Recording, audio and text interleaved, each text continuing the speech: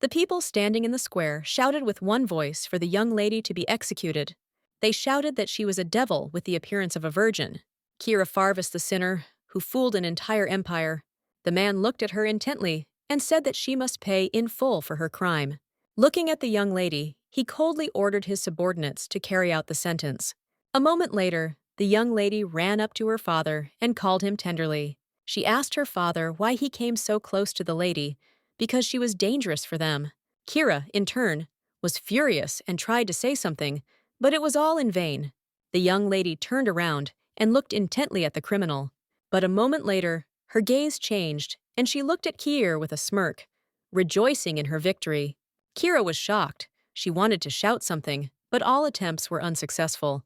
Kira remembered how the girl came to her in the dungeon, and with a grin said that soon her execution would take place, and she would show her something for the last time. A moment later, she used her magic, and a light shone in the dungeon. Kira was shocked because she saw drops of water and felt an unknown feeling. She felt the presence of the spirit of water. The lady told Kira, with a smirk, that she saw spirits, and this was proof that she was the real daughter of that stupid man. The lady said with a smirk that she was noble and pure-blooded, but in the end she became a sinner, because everyone thought that she was the fake daughter of the Grand Duke. The girl looked at her with a smirk and said that it was all actually a big lie, because Kira was actually real. Kira froze in shock, as she didn't expect to hear anything like that. As she left, the young lady looked at her with a grin and said that they would see each other tomorrow before she executed her. Kira was furious, but unfortunately, she couldn't say anything. The next day, all present stared at the girl in anticipation of her execution. The young lady looked at Kira with a smirk and said that she was pathetic. Later, after the title of Grand Duke was awarded to the new successor, the status of the newly minted Duke's title suddenly fell, and a great crisis arose on the continent. There was a prophecy about the shield of salvation from disasters. Only one child would be born, blessed by the spirit, the family of water spirits, chosen by the goddess house Farvis. The daughters of the house, upon reaching adulthood, could hear and feel the great spirits. The gift of the invisible demon brought rain to the parched continent. Kira is Ludwig's first daughter. Farvisa, according to the prophecy, she was considered the only gifted one. The girl grew up to be a sincere and kind lady, but in turn, she wanted only one thing. She sincerely desired her father's love. Kira lost her mother at an early age, and naturally, she craved her father's love very much. She wondered what she could do to make her father love her. She tried to understand what she had done wrong and was always strict with herself. She tried to learn all the material as quickly as possible in order to become a worthy daughter of her house. The maid praised her mistress with a joyful smile and said that the Duke would also be glad of her success. Kira wondered with a happy smile if she would be able to get praise from her father this time. Some time later, the pineapple happily ran up to her father, as she wanted to show him her success.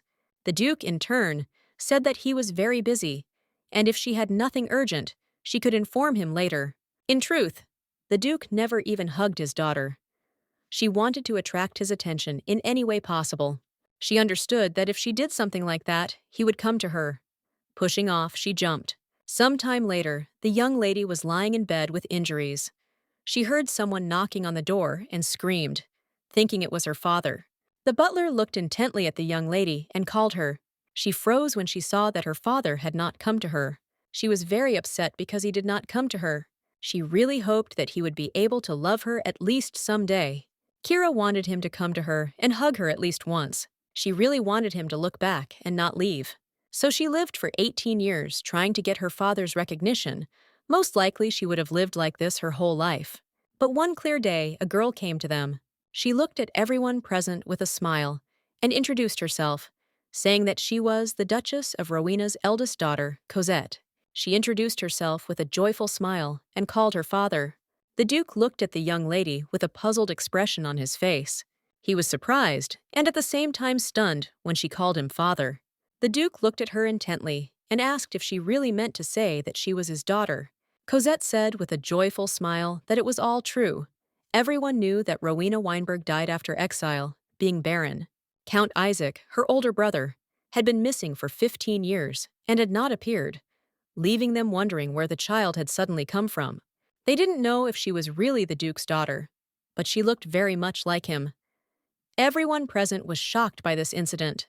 Everyone looked intently at the second princess, who was no less shocked. The Duke looked at the young lady intently and asked if she could prove that she was his daughter. Cosette looked at the Duke with a smile and said that if he could give her such an opportunity, then of course she would prove it. The Duke looked at her with a grin, but said nothing. A moment later, as he left, he said that he would give her that opportunity. The only question she would like to know the answer to is what kind of person her father is. From that day on, the world she was accustomed to began to change. Cosette greeted Kier with a smile and asked if she had slept well. Cosette smiled as the butler showed her her new room. She was glad, as she had never seen such a comfortable bed before. Cosette said with a joyful smile that the beds here were not more comfortable than her uncle's. She also wanted to know what Kira's room was like.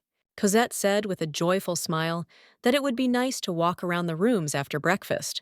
But a moment later, she accidentally spilled water on her outfit. A moment later, there was a commotion as the maids hurriedly cleaned the young lady's outfit, while Kira quietly sipped her tea. Cosette smiled and asked for forgiveness for causing trouble. Kira looked at the lady intently and said that she would tell the butler to assign her an etiquette teacher.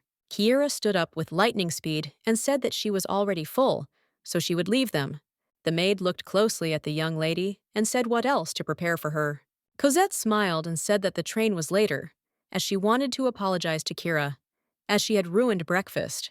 The maids glanced sideways at each other. The young lady, in turn, walked slowly towards Kira, but she heard the maids saying that Kira had a high title and was difficult to get close to.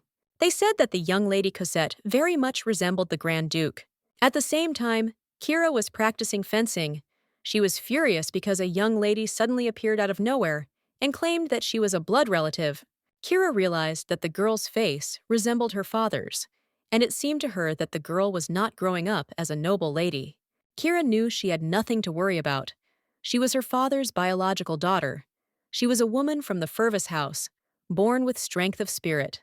She understood that it didn't matter at all what happened, because only one daughter with the gift would be born. She knew that for the entire generation, only one daughter would become the shield of salvation, while the second would be a fake that would bring chaos. Kira was very worried that the young lady might have contacted the spirit before she did. Cosette ran up to Kira with a joyful smile and said that she had picked flowers that were very beautiful. Cosette looked at the young lady with a radiant smile and asked what she was doing in the clearing alone. Kira looked at the young lady intently. Knowing that the fake would die in the end, Kira sighed heavily and said that she had been training but was done. She had a short break, but she wanted to rest. She asked the young lady to go back. Cosette looked at her intently, asked why she was so unfriendly. Cosette sighed heavily and said that she only wanted them to be friends. Kira looked at the girl in surprise and said that she didn't know her at all. As she left, she sighed heavily and said irritably that she had no desire to befriend her. Cosette asked Kira, with a smirk, if it was all because she wasn't her father's real daughter. Kira looked at her, taken aback, and asked what she was talking about. Cosette. With a joyful smile, she looked at the young lady. She said that it was not her fault that she was born from her mother's connection with another man. Cosette came closer and said with a grin that even if dirty blood flowed in her veins, she was not at all guilty. Kira froze in rage for a moment. Cosette, with a fierce grin, said that it didn't bother her at all, even though she had thrown her mother out. Cosette said that after that, she became a duchess and seduced her father. She told the girl that they should feel guilty because it was the mother's sin. A moment later, the young lady could not stand it any longer and, looking at the girl with fury, pointed her sword at her. Kira said with fury that if she continued to insult her mother, she would wipe the smirk off the face of the earth. They looked at each other in silence for a while. With lightning speed, the maids rushed to the young lady. They were shocked by what they saw. Cosette, in turn, screamed and called the maid. Kira in horror, as they did not expect such a thing from her. The maid was shocked. She did not understand how the lady could point a sword at the one who came to apologize. Cosette said that she just wanted them to be friends. Cosette, with tears in her eyes, asked forgiveness for the young lady, because she could not imagine that she would react to such a thing with such rage. Cosette said that even though they were half related, She still thought of her as a sister. Cosette said that she did not want to be hostile to her, so she would not interfere with her rest anymore. Kira, in turn, was shocked by what she heard, since she had recently insulted her mother. The maid was in shock. She shouted to the young lady that she was bleeding. Cosette quickly shouted that she was fine. The maids were shocked. They shouted that they had to call a doctor immediately. Kira froze in place for a moment in shock. The maid looked at the young lady with fury and said that they would leave at once. As she left, Cosette looked at Kira with a grin. At the same time, the Duke was sitting in his office and thinking about everything. He remembered his beloved. She said that, if they had a son, she would like to name him Christian, but if it rained, then she should be called Cosette. The lady smiled and said that she felt awkward talking about such a thing, so he shouldn't tell anyone. She wanted it to be their secret. He thought for a moment, comparing the young lady who called herself his daughter with his beloved. He was puzzled because he could not make a decision immediately. Some time later, Kira came to her father and asked if he had called her. In turn, the young lady was glad that her father called her. He looked at her intently and said that he was surprised by what had happened recently. He looked at the young lady closely and said that she pointed the sword at Cosette. Kira said that was not the case. The Duke did not listen to her and said that he understood that she was not happy about the arrival of the child. He asked if she could restrain herself and not make a scene in front of the maids. He said that, unlike her, Cosette grew up as a commoner and had no etiquette skills or knowledge of manners. Kira, in turn, shouted that the young lady had insulted her mother. After all, she said that her mother had taken a lover. Kira shouted that she could tolerate the insult directed at her, but she would never forgive the one who was defaming the name of her late mother. The Duke looked at the young lady with a cold, intent gaze and said that they would soon find out whether it was a lie or the truth. The young lady looked at the Duke in surprise, as she did not understand what he was talking about. Some time later, she returned to her room after a short conversation with her father. The madam told her daughter with a smile that it did not matter what others would say. She must know that she was Farvis, the only nymph. Madame smiled tenderly at her daughter and told her to live, she was sure, as her heart desired. A moment later, the young lady couldn't take it anymore and fell to the ground with a crash. Kira knew that the one who had been acting as the Duke's daughter all this time was not Cosette, but she, so she did not understand why he doubted her and her mother. A moment later, the young lady came out and looked at Kira in surprise, because she didn't understand what the girl was doing in the corridor at such a late hour. Kira turned around and looked at Cosette with a puzzled expression, not expecting to see her. Cosette looked at her with a grin and asked why she was crying alone. Cosette reached out to the young lady and said that she looked very pathetic right now. Kira screamed at her not to touch her, and a moment later, she pushed the lady. Kira was confused. She was breathing heavily, and she was panicking. She knew she should calm down, but she was having a hard time doing it. Kira asked the lady what she was doing in the main building since she was not here. Cosette smiled and said that, from today, she lives here. Cosette said with a grin that usually the heirs live in the main building, because her father had decided to do so for her, and she would now share the third floor with Kira. Kira was shocked by this statement. She looked at her with fury and asked who her father was. Kira said that she is the eldest daughter of the Farvis house. Kira screamed with cold fury at the young lady. She is not the heir of the house. Cosette laughed hysterically and told the young lady that she was quickly beginning to break down. Cosette came closer to the lady and said with a grin that she would always be there for this moment and would take back everything that belonged to her. Kira froze in shock, not knowing what to say to such words. The next day, the lady was sitting in her office when a knight knocked on her door and said that he needed to lend her some information about the situation with the enchanted beast of the north. A moment later, knights entered her office. The young man said that the evil spirit did not pose much of a threat, so a fourth squad of knights was sent there, but they asked for reinforcements. Kira asked what their plan of action was. He said that since the canyon was nearby, they decided to set up an ambush. She sighed heavily and said that this place is ancient, as are the paths. Kira said that this was one of the Emperor's treasures, and they would be in trouble if this place was destroyed. She looked at them intently and asked how high the risk was. The young man said that he was below average risk. She looked at them intently and said that in that case they should follow the plan. Sir Joseph was puzzled by her decision. and decided to object. The young lady looked intently at the knight. Kira looked at him intently, not looking away. He sighed heavily and said that he understood her and would obey the order immediately. She said that they also needed to raise funds for the annual charity gala. The young man was puzzled, as he saw that the tension was only growing. At the same time, the maids stood quietly at the door and listened to their conversation. A moment later, they were discussing Julia Gita, not understanding what she had done to get this position. They said that she didn't even take the entrance exams and had no right to call herself the head of the knights. From generation to generation, every child of the house, upon reaching adulthood, must occupy the post of head of the knights. Those around her understood perfectly well that the young lady did not understand such things. They knew that she would not be able to prove herself as the head of the department. In turn, the maid was indignant, because it was not the lady who looked at them with a cold, arrogant face.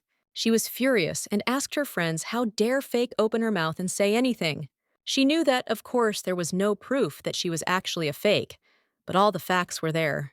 She said that when the fact that Kira is a fake is revealed, she herself will trample the arrogant face with her own feet. Kira entered and angrily asked the maid if she would take responsibility for what she had said. The maids were taken aback. The maids, trembling with fear, asked their friend to quickly apologize to the mistress. Mina asked with disdain if she had said something wrong. Trembling with fear, the other maids begged her to stop. Kira looked at her with fury. Mina asked herself why on earth she should do this, since the lady was not the daughter of a Grand Duke. A moment later, the young lady angrily slapped the maid across the face. Kira looked at her with fury and said that she was still the lady of this house, and she had the right to punish the servant for disrespect. Kira screamed at the guards to grab her and lock her in the dungeon. Some time later, Cosette ran with lightning speed to her maid. She froze for a moment and called out to Kira, trembling with fear. Cosette was shocked and did not understand how the young lady could act like this. Kira said that she was punishing a maid who had shown disrespect to her. Cosette, in turn, said that there was no need for such cruel methods. Kira looked sideways at the young lady and said that a commoner like her had no idea about the rules of aristocrats.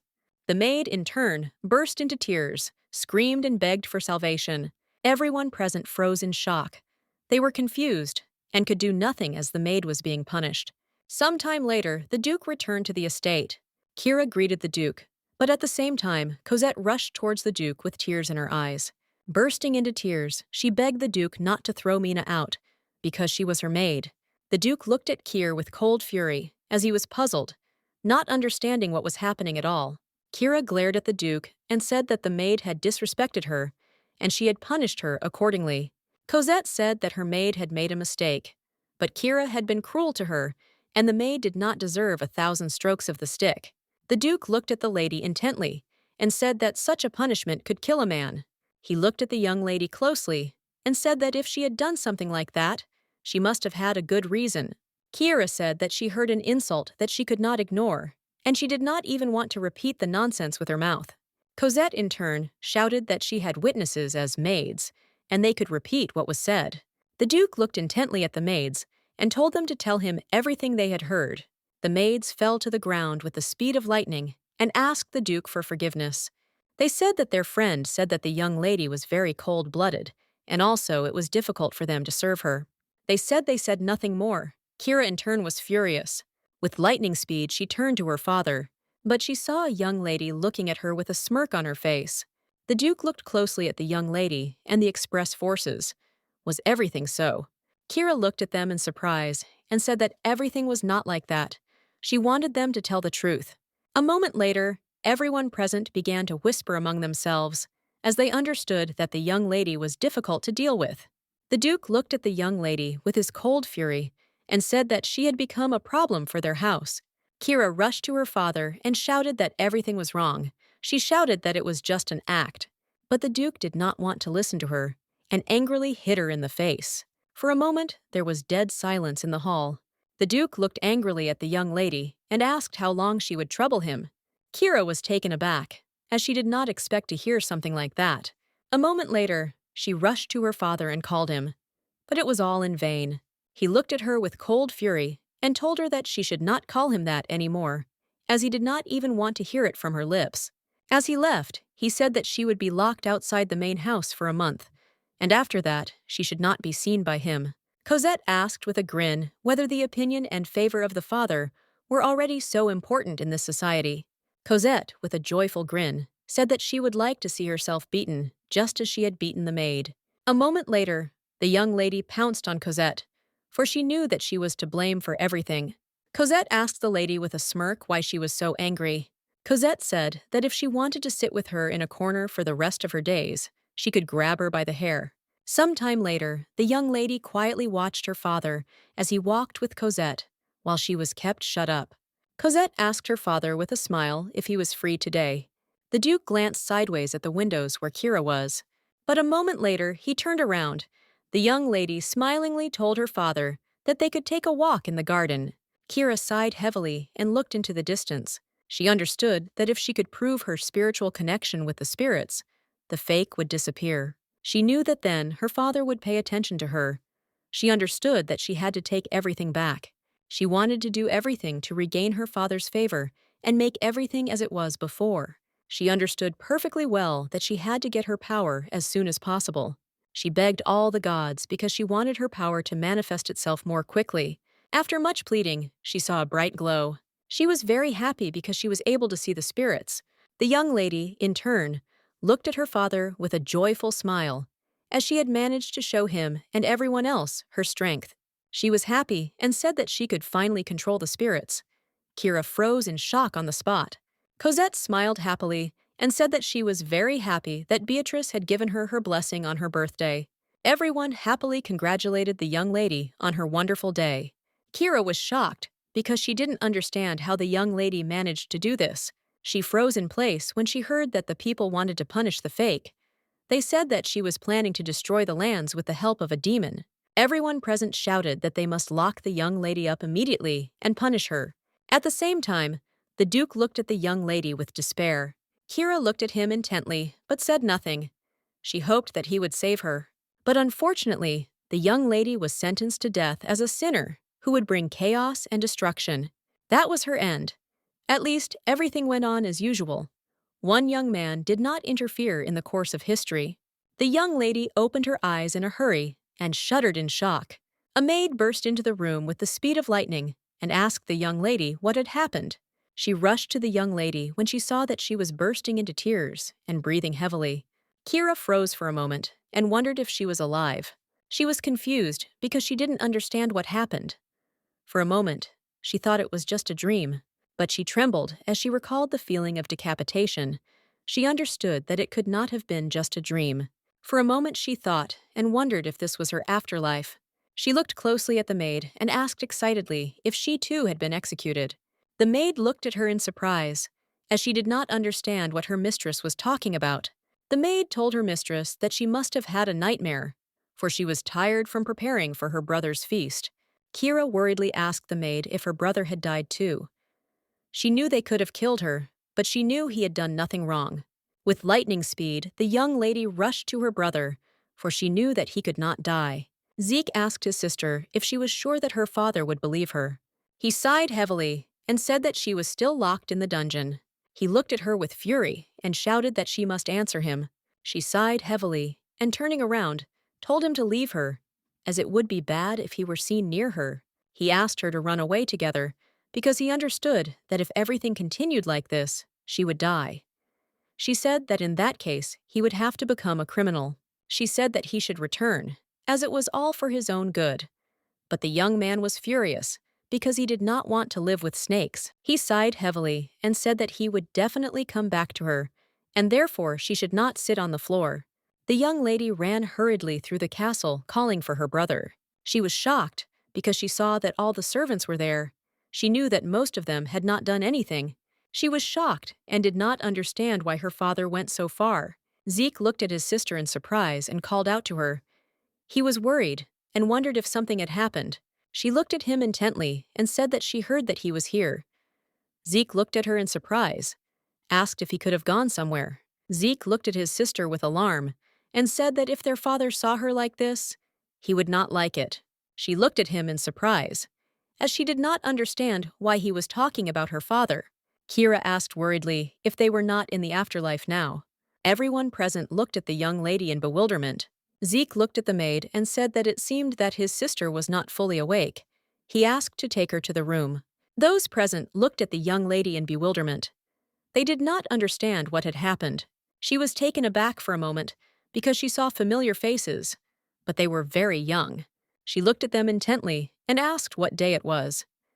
At that very hour, the young man gave her an answer to her question. She froze in place as she realized that she had returned to the past.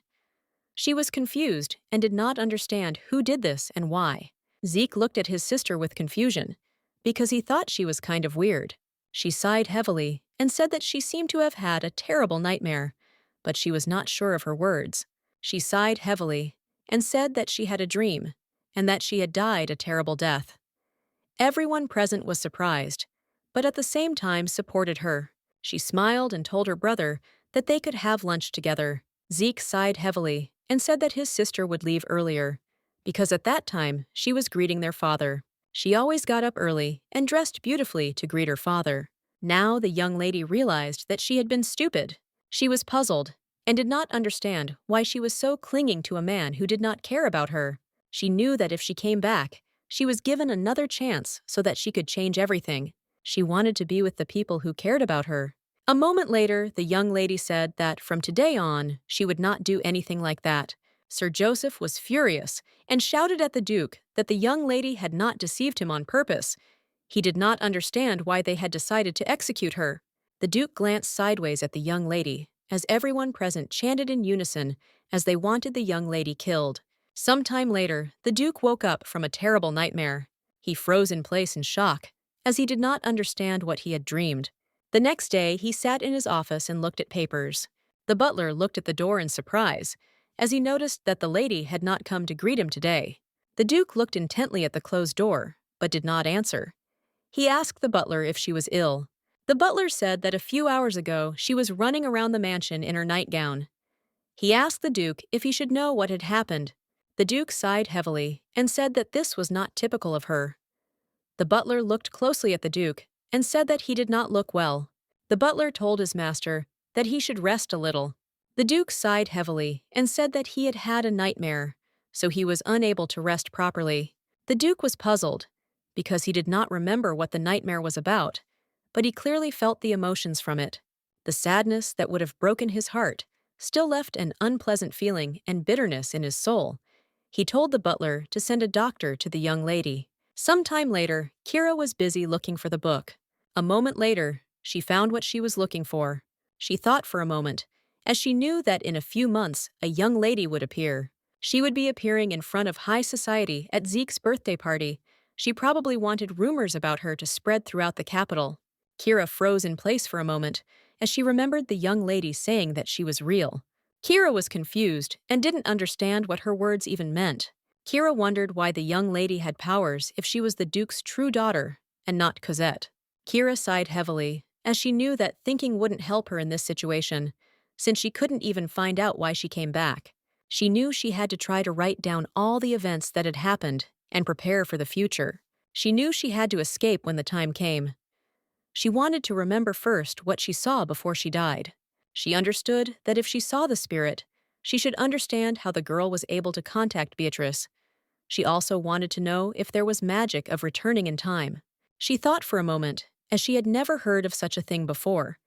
She thought that asking the magic tower about such a thing was useless. Moments later, a maid entered her room and said that the Duke had sent her a doctor, most likely because she had not greeted him in the morning. The young lady looked at the maid in surprise, as she did not expect such a thing. She understood perfectly well that when she begged him for salvation, he ignored her, but now his actions were even funny to her. Kira sighed heavily and said that she was fine, and asked the maid to send the doctor back, as she did not want to waste time on useless things. The maid looked at the young lady intently and said that she understood everything. Kira said that she would like to get down to business.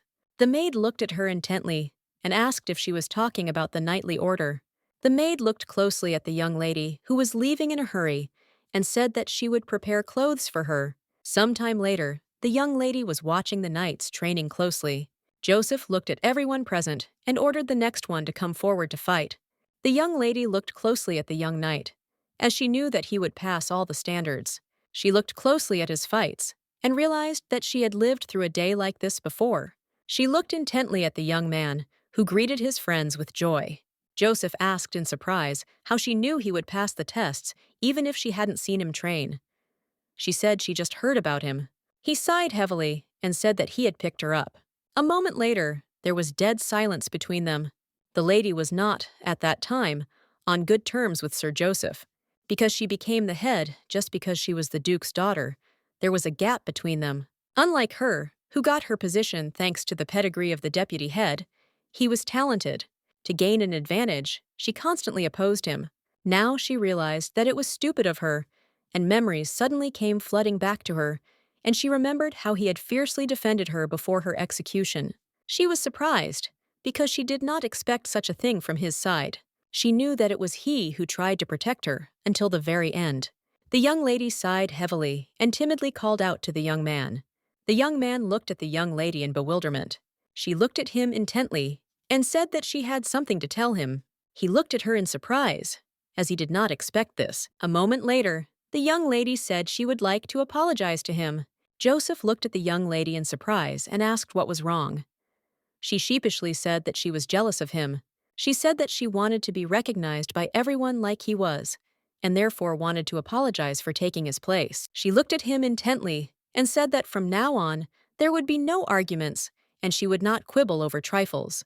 Kira smiled and said that now he could lead the order on his own without any flaws, and from now on, he didn't have to ask her opinion. He was shocked by what he heard, but a moment later, the knight told the head of the order that the training was over. She smiled and said that they could go now. Some time later, the young lady greeted the knights and congratulated them on joining the knightly order. She got out and said that there would be a party for newcomers soon. Joseph smiled and said that was exactly it, and let it be called a welcome party after all, and not just have a drink together. She said that they could drink and eat as much as they wanted, because she would pay for everything. The knights froze for a moment, because they had already imagined how everything would happen. They whispered among themselves, because they understood that if the head came, they would be awkward, and the whole evening they would walk as if on thin ice. Joseph looked at them intently, and the young knights fell silent. A moment later, the young lady said that she would not come to the party. Everyone present beamed with joy.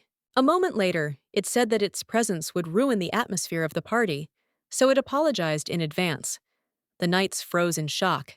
A moment later, the young lady said she had no ill intentions. Kira said that she only thought that they could become closer if she was present. She didn't at all imagine that her presence could ruin their party. She said that it wouldn't happen, so she hoped they would have a good time. Joseph looked at the lady in shock. Everyone present was shocked by her words. Moments later, there was an awkward silence between everyone present. Kira, in turn, thought that they would be happy, but she did not understand why the atmosphere became so gloomy. A moment later, she said that she had some things to do, so she would leave them first. The young man looked at his friend and asked in confusion what they should do now, since it seemed their complaints had reached her ears. The young men only wanted her not to come, so as not to spoil their holiday, but now they understood that their words had offended her. They did not understand what was with her expression, and it seemed to them that she was thus ordering them to stop and disperse. They thought that she did not want them to disgrace the order and to return to their duties as soon as possible. The girl looked at all the knights and said that the lady was decent, so she did not know how to have fun. The young man was puzzled, because he realized that the young lady wanted to come to get closer to them, but they simply rejected her. Joseph sighed heavily and said that he now understood why she seemed sad to him, because it was all because of them. They were puzzled and did not know what to do now. Joseph said that he would go to her and apologize. The knights shouted to the young man that he should say that they would be happy if she came to them. The young people shouted, because they hoped that the deputy would do everything possible. Some time later, the young man slowly walked towards the head. He thought for a moment, because she had previously offered him her sincere apologies. Now he realized that she didn't hate him. He thought with a smile that until yesterday she had been like a rose with thorns, but today he realized that she was a completely different person. It seemed to him that today she was free. At the same time, the young lady was slowly walking towards the Duke. As she led him into the office, she told the Duke that she had come to thank him for sending a doctor to her. She looked hard at their Duke, but said nothing more. He looked at her intently and sighed heavily, saying that if that was all, then it would have been enough to simply write a letter. He said that she didn't need to come to him and waste her time. She looked at him intently and said that she would never disturb him just for that. Kira said that she planned to stop greeting him in the morning starting today. The Duke froze for a moment in shock. Bowing, she said that she apologized for causing him inconvenience, as he was always busy. She looked at her father intently, because she knew that it did not matter to him whether she came or not. He shuddered at her words, but a moment later, he said that she could do as she wished. She thanked him and said that she would like to ask him something. The Duke looked at the young lady in surprise, because he did not expect this. She looked at him intently and said that she wanted to leave her position as the head of the knights for a while. Kira said her body needed rest, and she thought a few months would be enough. The Duke said that it was too long, and he would give her only 1 month. She looked at him and asked if he could give her a month and a half, but she addressed him formally as before. The Duke was taken aback and asked in surprise what she had just said. She understood perfectly well that she would have to leave this position when Cassetta appeared. She wanted to leave herself. She looked at the Duke intently and said that she was too tired, and that was why she asked for a leave.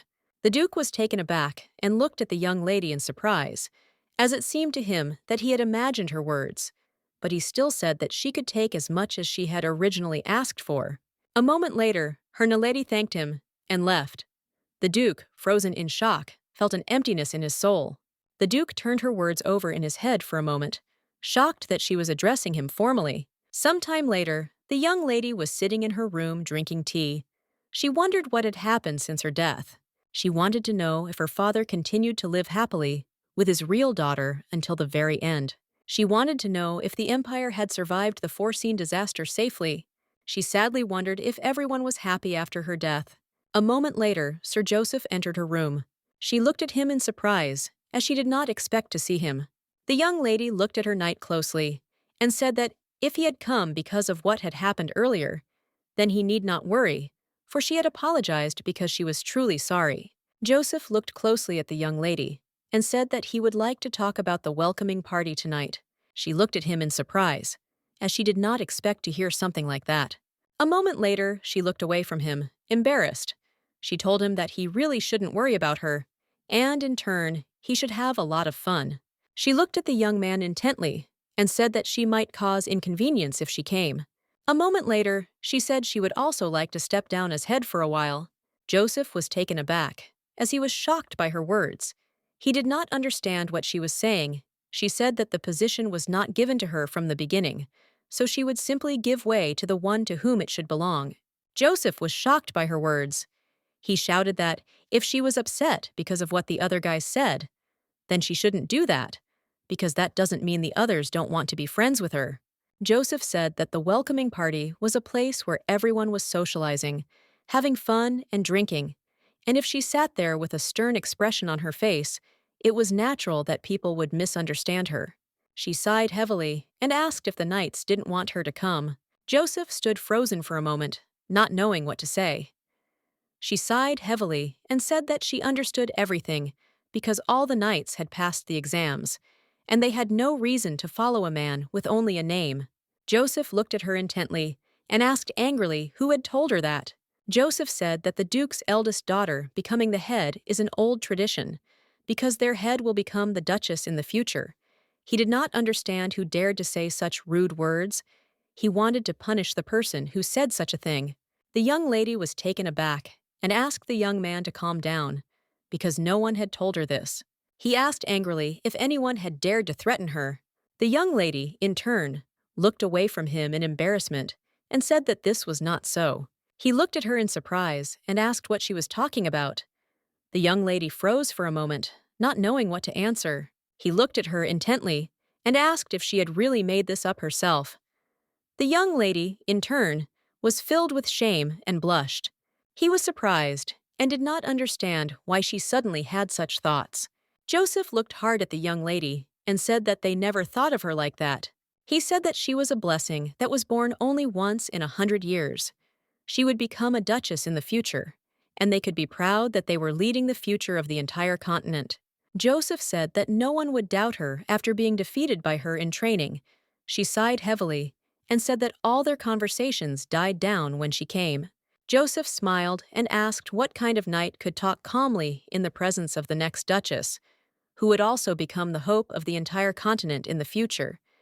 He smiled and said that she had misunderstood everything. He looked at her closely and asked her with a smile if she would fool around with the Duke around and just keep quiet. She sighed heavily and said she wouldn't do that. Kira said that she thought that loud laughter was something highly unacceptable for a noble lady. He looked at her intently and asked if she wanted to get closer to them anymore. Joseph looked at the young lady with a smile and said that everyone was waiting for her at the party. She was surprised and didn't understand why everyone was waiting for her. Joseph smiled and said that it was a welcoming party, and if she came a little later, everyone would be drunk. He looked at her intently and with a soft smile asked if she was coming with him. Kira looked at the young man as if she was enchanted. She was amazed because she did not expect such a thing. But a moment later, she decided to go with him. She froze for a moment as she replayed his words about how they all thought she was incredible. After his words, she realized something, because she thought that if she was not like her father, she would be useless. But now she realized that everything was not like that at all. Some time later, she and her companion walked into the tavern, and everyone present was very glad to see her. A moment later, Joseph showed her the way. The young man smiled and said that now everyone was assembled, and it was time for them to begin. Kira looked at them in bewilderment, as she did not understand what they were talking about. Reina looked at everyone present and said that from now on she was a knight of House Farvis, and today she greeted everyone. The young man looked at the young lady intently and said with a smile that now the recruits would show what they were capable of. She looked at him in surprise, as she did not understand what he was talking about. A moment later, Reina swung her sword, and a gentle light enveloped her. With lightning speed, the small glasses fell into the mugs of beer, thanks to Reina. Kira looked at everyone present with admiration and surprise. A moment later, there was a crash and a shout. Everyone present was enjoying the evening. Joseph, in turn, was surprised and puzzled, because they were behaving very loudly. The young lady looked around in bewilderment, and a moment later began to clap for them. The young lady froze in surprise when she saw that she and Joy were mixing different drinks. She was confused, because she didn't understand what was going on at all. After some time, all those present were enjoying themselves and engaging in conversation. The young man presented the chief with a drink with a smile and said that she must drink it. The young lady in turn thanked the knight. A moment later, the young lady began to slowly sip her drink. The knight glared at the young lady and shouted that she was doing it wrong. He shouted that she should look at him carefully and do everything exactly as he did. The young lady, in turn, froze in shock as she saw the young knight greedily gulping down the drink. Kira looked at the young knight in surprise and asked if this was really a ritual of oath, trust, and friendship. The young man was taken aback, not knowing what to answer, and a moment later he said with a smile that he had simply emptied the mugs, and if there was anything left inside, it would spill on her. He smiled and handed her a mug of drink and said it was her turn. The young lady looked at the mug in surprise, wondering if she really had to drink it all at once. Everyone looked at her intently, waiting for what she would drink. A moment later, her ice drank the contents in one gulp. Everyone squealed with delight. The young men looked at the young lady with a smile and said that she was incredible. In turn, they could not even imagine that she was capable of such a thing. The young lady looked at them intently and thanked them. But a moment later, she said that she was no longer their leader, so they could simplify to her in a different way. Everyone present froze for a moment. They were shocked by her statement. She smiled and timidly said that she wanted to take a break, so she apologized in advance for her absence, and she also thanked them for following her. She looked at everyone present and said with a smile that if it was possible, she would like to hand over her powers to Sir Joseph. Everyone was shocked by her statement, as they did not expect such a thing. They were shocked and knew she was not hurt, and they had finally gotten along with her. But she suddenly decided to leave them. The knights hoped that she would return to them soon. They looked at her closely and said that they had never seen her rest before. They wanted her to have a good rest and return to them soon. Kira thanked them for their concern with a gentle smile and agreed. The young men were happy to say that today they should rest until dawn. They wanted to drink to their lady with joy. The young lady, in turn, also supported them. After a while, the young lady sighed heavily, as she had drunk too much. A moment later, she realized that she was in Reina's embrace. She was confused, because she didn't understand what had happened. She didn't understand why tears were rolling down her eyes. The knights were shocked, and with tears in their eyes they screamed that everything happened because of the Grand Duke. They knew that he was very scary, since he never spent time with others. The young lady looked at the young men in surprise, as she did not understand what they were talking about. But a moment later, she realized that they were talking about that man, and she involuntarily drooped. A moment later, she could not stand their conversations, and shouted that she even fell down on purpose, crying, because she wanted to attract his attention. But he did not even visit her room. The young people were furious. They did not understand how he could treat her so cruelly. They did not understand what kind of father he was at all.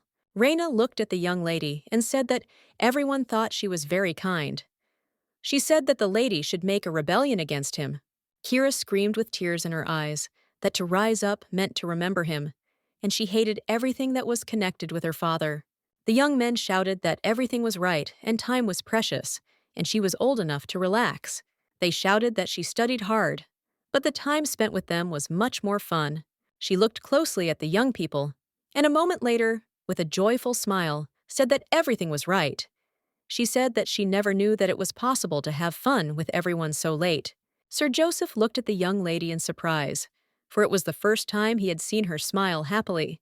Reina looked at the young lady with alarm and said that she had completely passed out. She was confused, and I didn't know what they were going to do. Joseph looked at them intently and said that he would take care of everything and take the young lady to the estate. Reina, in turn, said that she was already leaving, so he would take her. A moment later, the young man looked at Joseph and said that the young lady had had a great time, and he didn't need to sigh like that. Joseph looked at him closely and said that he was very noisy. He smiled and asked Joseph if he was embarrassed here. Moments later, Joseph hit his comrade, who fell to the ground with his scream. The young man was puzzled, not knowing what had come over him at all, and why he had done such a thing. Joseph looked closely at his friend and asked what he was talking about, madam. The young man said that they talked about various things, but they also complained a little about the Duke. Joseph was taken aback by this and asked what he was talking about.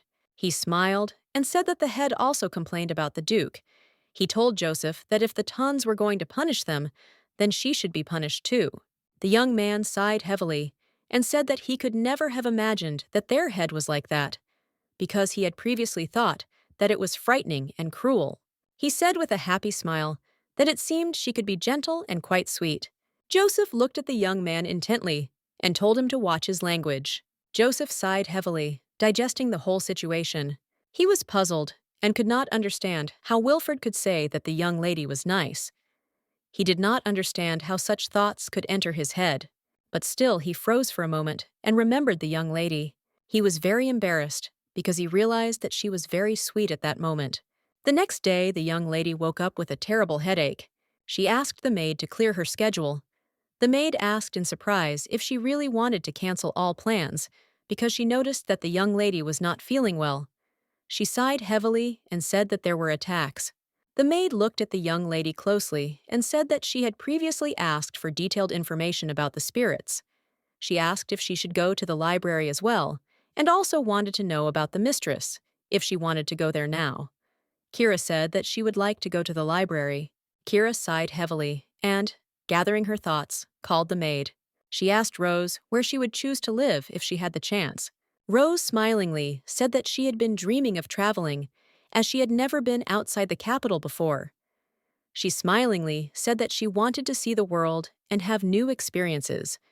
Kira smilingly told the maids that she could take a vacation a little later. Kira told the maid that she would report this to the butler so that their family would cover all the expenses. The maid thanked the young lady in surprise. The young lady smiled and said that she saw that the maid was very happy and she believed that she would not go further than the outskirts of the city. Rose smiled and said that living in a small town was a waste of time, and besides, she didn't want to die, having spent her whole life just working. Milady sighed heavily and said that everything was correct, because work was not the purpose of life. Rouse smiled and told her mistress that she spoke like an old man with great life experience. The young hair lady, in turn, wondered that if there was a parallel universe in which she was not a child of the Farvis house and had freedom, she knew that then her life would be completely different. She looked at the maid intently and asked how other noble ladies lived.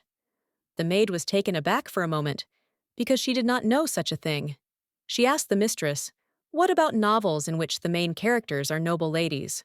She smiled and said, "Mistress," that she could recommend her some books. Kira smiled and said that it sounded good, and she asked the maid to recommend books that talked about the daily life of a lady.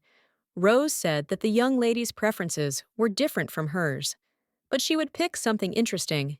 The young lady, in turn, wanted very much to know what the world was like outside this house. Some time later, she was sitting in the garden and reading books, but all the information was already known to her. She looked at the butler intently and asked him if he knew anything about spirits and if he had ever seen them.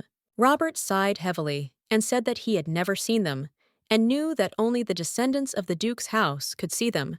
The young lady looked at him intently and asked him to investigate the reasons why an ordinary person could see spirits.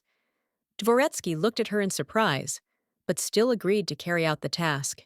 She knew that if she said she was interested, it wouldn't arouse suspicion, theoretically, so she had been studying all her life. She was very eager to attend parties and make friends, because she had a new life.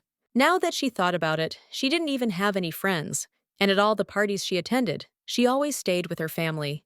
The young lady wondered if it was precisely at times like these that rumors spread that she was boring. A moment later, a knight approached her and said with a smile that he was looking for her. She looked at him in surprise, as she did not expect to see him. Wilford said with a gentle smile that he had brought her a special drink. It should help her recover from her hangover. He said with a smile that the deputy asked him to pass the drink.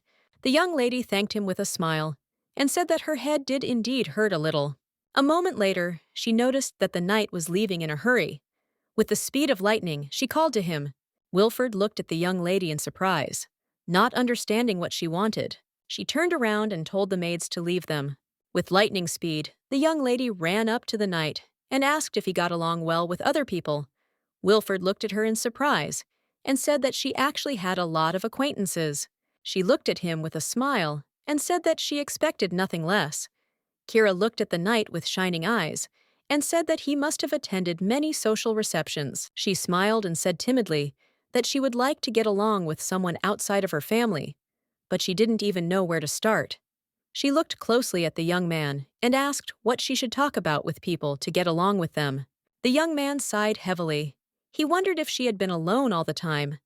He thought for a moment and said that she would have an easier time with girls her age.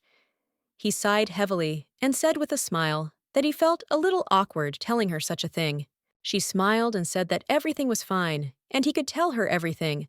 Wilford looked timidly at the young lady and said that she should smile her pleasant smile more often. She looked at him in surprise, as she did not expect to hear something like that. In one breath, the young man said that people like it when they have friendly conversations with them. He looked at the young lady intently and shouted that she looked very threatening when she spoke without emotion. And in that case, she looked very much like a duke. He meant that the look and eye contact also mattered, and she should not think anything like that. The young lady was shocked by her words, but in turn said that Sir Joseph had said something similar. The young man smiled and said that she did not need to worry, since the first impression was not so important, but the conversation itself was very important. He said that she needed to find common interests with the interlocutor, and he also asked what she was interested in.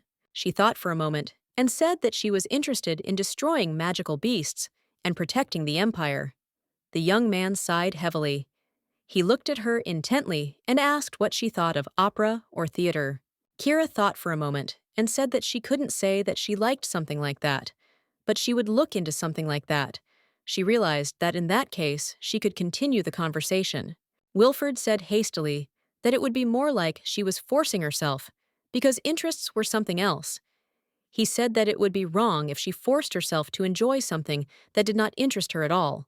Wilfred said with a gentle smile that she should enjoy talking about something she liked.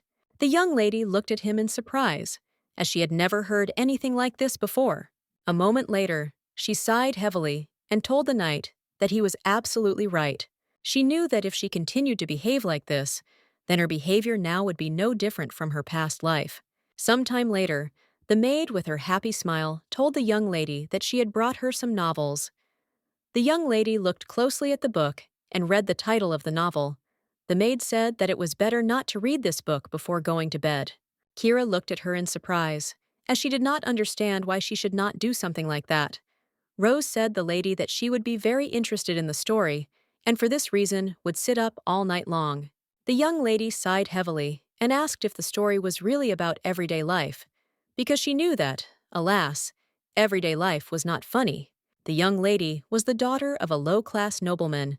As soon as she had the opportunity in the summer, she decided to take a vacation in the capital.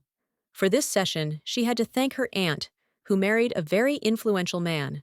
Thus she met her 18th birthday, heading to the capital. Then she met a young man on her way who was very attractive. The young man looked at the young lady with a radiant and gentle smile and introduced himself, and she thought that a miracle had brought her and the count together. After arriving in the capital, they spent every day together. One such fine day, the count quietly approached the young lady and gently whispered her name in her ear. Then the count's hand ended up under her dress. She timidly looked away from him and said that anyone could have visited this garden. But this did not stop the count. With lightning speed, the young lady threw the book to the ground after reading it. She was shocked, but at the same time confused, because she did not understand what she had just read. She was in shock, did not understand what kind of books the maid had brought her. She knew that no matter how interested she was, she couldn't read something like that kind of novel. The lady looked closely at the book that was lying next to her bed. She was embarrassed, but still wanted to read another page. When the young lady found herself in the count's arms, it seemed to her that time had stopped. She knew that happiness would be eternal, and if she was always near him. Kira, in turn, did not notice how morning came, because she had been reading a fascinating novel all night. She was confused and exhausted, having not been able to sleep all night. She was shocked and wondered what she had spent the whole night doing. A moment later, a maid entered her room and told the young lady that it was time to wake up. Kira hid the book with lightning speed. The maid looked at the young lady in surprise. Rose looked at the young lady with a smile and said that this was the reason she asked not to read the novel before going to bed. She smiled and asked if she was interested.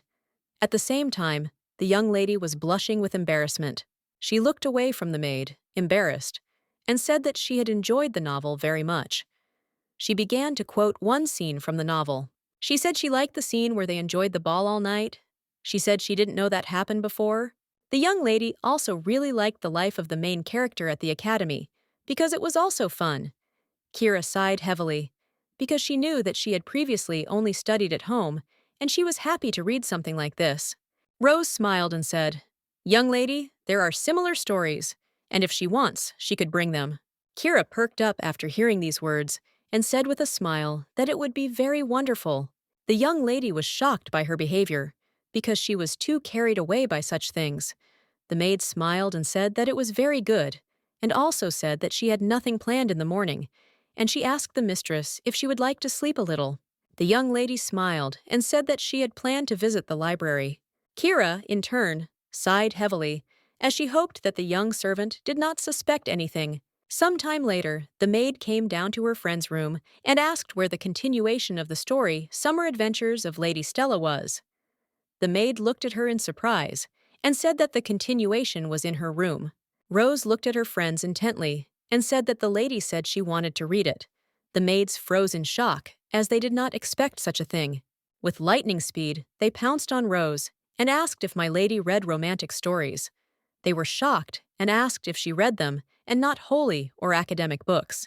They asked their friend if the young lady was going to have her trashy and shameful book burned. Rose sighed heavily and said that it was not so, and she simply asked to borrow the book. Rose sighed heavily and said that the young lady said that she was interested in how ordinary ladies lived. The maids thought for a moment, as they did not expect such a thing. Sometime later, the young lady visited the library. She was reading a new book intently. While reading the book, she looked at it with embarrassment, as there were very piquant details in it. A moment later, she slapped herself in the face, knowing that now was not the time to be thinking about such things. She knew that she needed to find out a lot of information about spirits now. She sighed heavily, as she realized that this was what she should have expected after reading this book. She knew that being the only family connected to the spirits, they knew nothing about them, because the temple said that the holy power granted by the goddess should not be subject to experimentation, so she was accepted without question. She sighed heavily, as she knew that because of this, there were few materials to study in the library. She was getting bored, rereading what she already knew. A moment later, she heard familiar names. The young lady quietly walked out of the library and saw the maids discussing the book she had read earlier. The maid said that the main couple rarely appeared, and the main character's younger sister appeared only towards the middle of the novel. They were surprised and did not understand why her lady was looking for such a book. They were informed that the young lady wanted to know about the life of the noble daughter, and so she studied this book. The young lady, in turn, was puzzled by what she heard.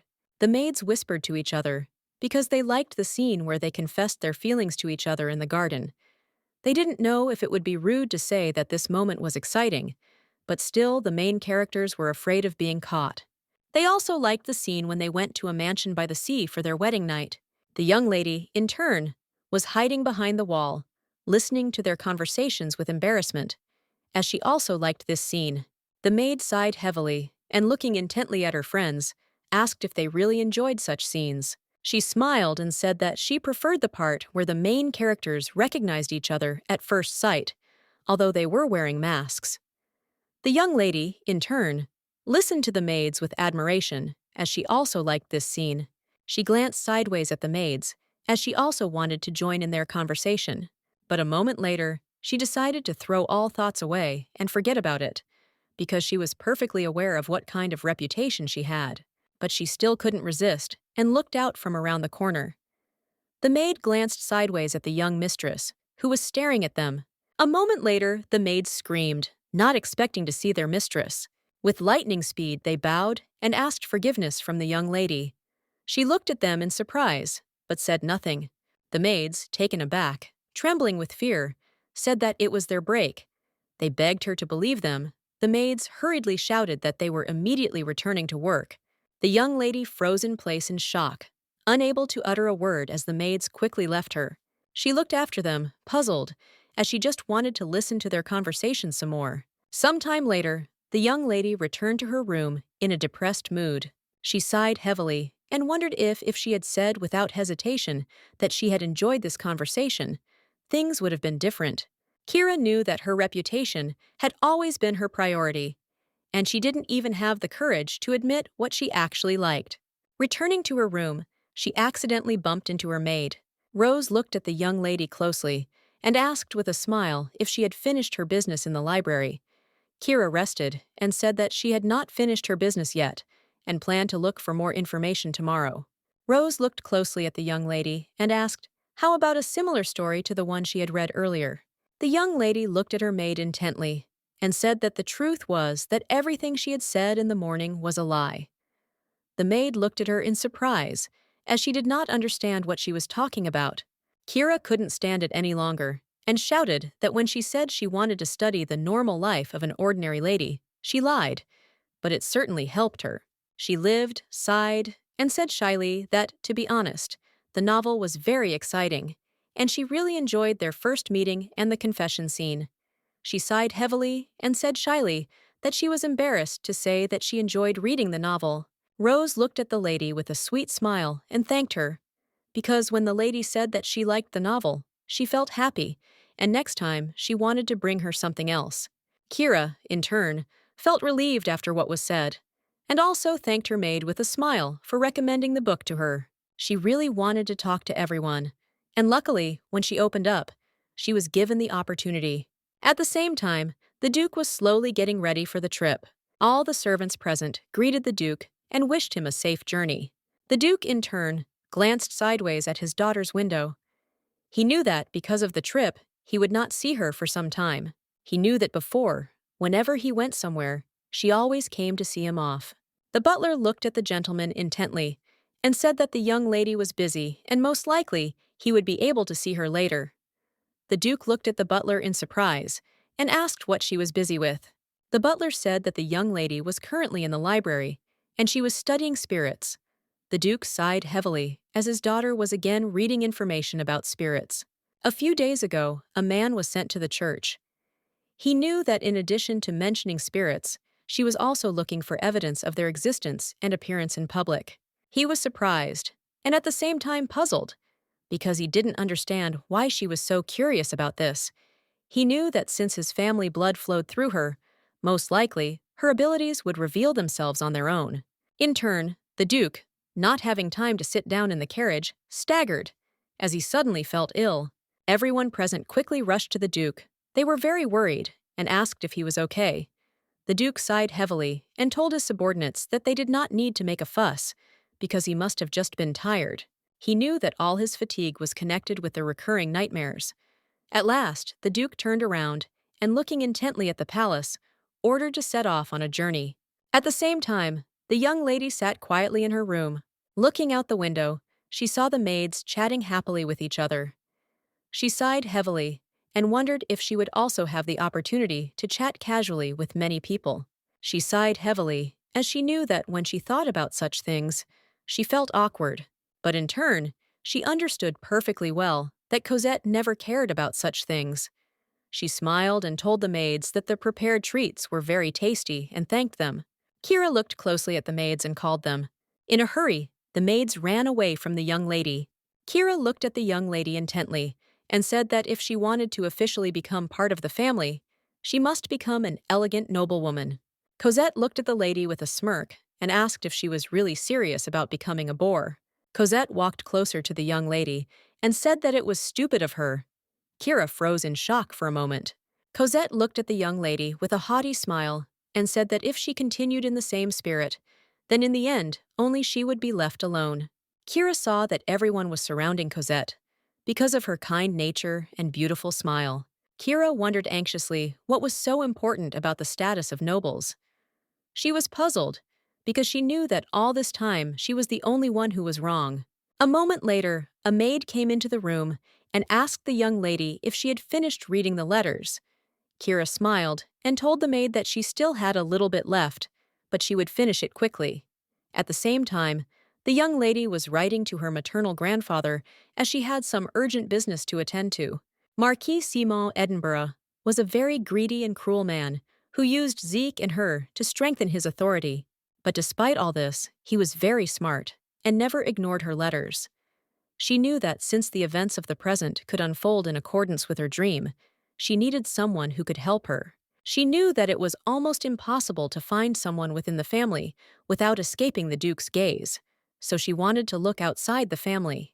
She wanted to start by contacting her mother's family at the beginning of the banquet reception. She knew that all she had to do was send the letter given to her. She slowly handed the letter to the maid and with a smile asked her to make sure that the letter would be delivered personally into the hands of her grandfather. The maid smiled and said, "Madam, that she could have no doubt." The young lady knew that all that was left for her to do now was to find out what banquets her grandfather had attended and would attend. She asked the maid to bring her all the invitations that had been sent to her. The maid looked at the young lady with delight and asked if she was really going to the banquet. The young lady looked at her maid with bewilderment and asked why she was so happy. Rose smiled and said that, of course, she would be happy, because it would be the first time the young lady would go to a banquet alone. The maid smiled and told the young lady that no one ever knows when a fateful encounter like the main character's might happen. The young lady with a smile said it was true. The maid with a radiant smile and said that dancing together under the beautiful chandeliers, it was a breathtaking sight. The young lady looked at the maid with animation and asked where the invitation was, for she wanted to accept them immediately. The young lady looked at the butler in surprise and asked why he got rid of them. The Duke, passing by the office, involuntarily overheard their conversation. The butler asked the young lady for forgiveness, because she had always declined all invitations before, and he thought that this time it would be the same. He asked her for forgiveness again. The Duke entered the room and asked in surprise what was going on. The young lady sighed heavily and said that the butler had gotten rid of the invitations that were intended for her. The Duke looked at her in surprise and asked if she really meant to say that she had planned to accept them. She sighed heavily and said that that was exactly it. The Duke looked closely at the young lady and said that from its very foundation, the family had always maintained neutrality. He said that they were a family blessed by the gods, and she should know that they could not afford to get involved in useless political conflicts. He did not understand what she was thinking. The young lady sighed heavily and said that she had not thought about anything serious, and she had only done it because she was tired of sitting at home. The Duke looked at the young lady in surprise, as he did not expect such a thing. The maid cried out in alarm and called the young lady. Kira looked at the Duke intently and said that being here was depressing to her. A moment later, she asked the Duke for forgiveness, as she realized that she had said too much. She sighed heavily and said that the words she had been holding back had slipped out unintentionally. Everyone froze in place in shock, as they had not expected such a thing. The Duke sighed heavily and told his daughter that if she started communicating with other noble families, many rumors would surface. He said that he wanted to know in advance what she was planning to do. The young lady, in turn, knew that everything was correct and that he was the kind of person who cared only about the family's reputation and his duties and obligations. She looked at the Duke intently and said that she was already of a suitable age for marriage. She asked her father if it was time to look for a suitable husband. Everyone present froze in shock, as they did not expect to hear anything like this from the young lady. She sighed heavily and said that everything was correct, and she was now talking about marriage. She looked away from the Duke in embarrassment and said that he was saying that she would get married. She was just using it as an excuse. The maids were shocked because they saw that their mistress was embarrassed. Everyone present wondered if she really agreed to the marriage. The maids were surprised because they didn't know that she liked anyone. The Duke sighed heavily and asked why she wanted to go beyond the pale, using such an excuse. Kira looked at the Duke intently and said that she should be curious. She asked the Duke if he cared about what she did as long as it didn't cause problems for the family. For a moment, there was a dead silence in the room, and the Duke, in turn, froze in shock, as he did not expect to hear anything like this. A moment later, the Duke turned and told the young lady to stop talking like that, and they would talk about it when her excuse failed. As he left, the Duke stopped and looked intently at his daughter. He sighed heavily and told the butler to report to him about all the events the young lady attended and all the people she met. He wanted to know about all her actions. The next day, the young lady was inundated with letters. She looked closely at the letter, for she knew that it must reach her maternal grandfather. She assumed that the banquet at the Franks' house would be very good. A moment later, the young lady looked back and saw knights through the window. With the speed of lightning, she ran out into the street and called the knights with a joyful smile. They looked at her closely and greeted her with a smile. Joseph smiled and said that they had not seen each other for a long time, and he also asked if she had had a good holiday. Kira smiled and said that she had a lot of fun on her vacation and that she seemed to have developed new interests. Joseph smiled and congratulated her, and also asked if he could find out what new interests she had developed. The young lady said with an embarrassed smile that it was a secret. The young men looked at her in surprise, as they did not know what kind of hobby she had, which she kept secret. Kira sighed heavily and said that she didn't want to admit that she enjoyed this interest, because she thought it was something vulgar. She was sure that she wouldn't like it at all. Wilford. He came back and said that he knew what it was like, because he had similar hobbies. She was surprised, looked at him, and asked what he was talking about. He smiled and said that he was playing at the casino. The young lady, in turn, was taken aback, as she did not expect such a thing. Wilford smiled and said that he was very nervous at first, but it turned out to be a very funny and enjoyable activity. She looked at him in surprise and asked if the others knew about it. Joseph sighed heavily and said that his knight was not hiding anything. Wilford smiled puzzledly and said that it was not illegal. The young lady in turn thought so, but still it was too much for her. Wilfred looked at the young lady with a happy smile and asked if she would like to go to the casino with him on the weekend. She was surprised, looked at him, and said that she doesn't go to such places. She thought for a moment, because she knew that if she refused right now, then this was the earlier feeling of a night, because he invited her, because he wanted to share his interests with her. A moment later, the young lady timidly agreed to go with him. Joseph, in turn, froze in shock on the spot, as he did not expect such a thing from the young lady. Joseph looked hard at the young lady, and alarmed, shouted that she should not force herself.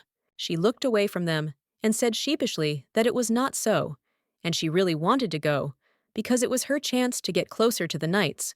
Wilfred was touched by her words and actions. Joseph looked at the young lady with determination and said that he would definitely take responsibility for her safety. Wilfred looked at his friend in surprise and asked if he would also go with them. The young man was surprised, as his friend had said that he hated such places. Joseph looked at his friend in confusion and told him to shut his mouth. The young man looked at the young lady with embarrassment and said that they would see each other at the weekend. Kira looked at her comrades with a joyful smile. Some time later, the young lady was left alone. She was shocked that she had agreed to go with them herself. She was shocked because her life was now filled with alcoholic drinks, immoral affairs, and gambling. But in turn, she knew that this was not a vice, and she was simply entering a new world, which she could not do in the past. She said she would go to the casino and just look around instead of playing for large sums of money. She knew everything would be fine. A moment later, she was taken aback as Joseph came closer to her and called out. She looked at the young man in surprise, as she did not expect to see him again. Getting up from the ground, the young lady looked at him in surprise and asked if something had happened. A moment later, the young man handed her the herbal elixir, and he also apologized for giving her something to drink that day. The young lady accepted the gift with a smile and said that she would certainly drink it. She said that she felt very embarrassed because she had overdone it with alcohol, and, unfortunately, she could not remember what happened next, but she was told that he took care of everything. She looked at the knight with a smile and thanked him. Joseph smiled and said that he was very glad that she enjoyed the party. He smiled tenderly back at her and said that the other knights were also happy to have spent time with her. Joseph looked closely at the lady he had found and sheepishly said that that was why that evening had been wonderful. Kira froze in place for a moment in surprise, as she didn't expect to hear anything like that. But a moment later, her expression changed, and with a joyful smile, she said that everything was exactly like that. She looked at the knight intently and asked him with a smile to take care of her again. Some time later, the young lady greeted Viscountess Shore. Kira looked at the Viscountess intently and said that she heard that her father asked for her help due to her inexperience in organizing banquets. Kira, with a soft smile, said that although she lacked experience, she would do her best to learn. The Viscountess smiled and said that the deadline was already close, but she would still be able to complete the preparations on time. The young lady thanked the madam with a smile and also asked her to take care of her. Kira was well aware that there was not much time left before Cosette appeared. She was going to learn more about time travel magic, but because of yesterday, her father had definitely increased his surveillance of her actions. She understood perfectly well that it would be difficult for her to send a person to the magic tower unnoticed. She was puzzled because she did not know what to do. The young lady asked for forgiveness from the madam, because due to her first experience, she now had a lot of thoughts in her head. Madame sighed heavily and said that the young lady had little experience in high society. She said that her son tried his best to avoid social events, and this worried her. She didn't understand what was so interesting about the wonderful magic that he sat in the magic tower all day long. She knew that her son was very good at magic. The young lady, in turn, froze for a moment, but after Madame's words, a good thought struck her. She smiled and said that it was just a wonderful coincidence, because she was also interested in magic. Kira said with a smile that after hearing the Madame's words, she wanted to meet the young man.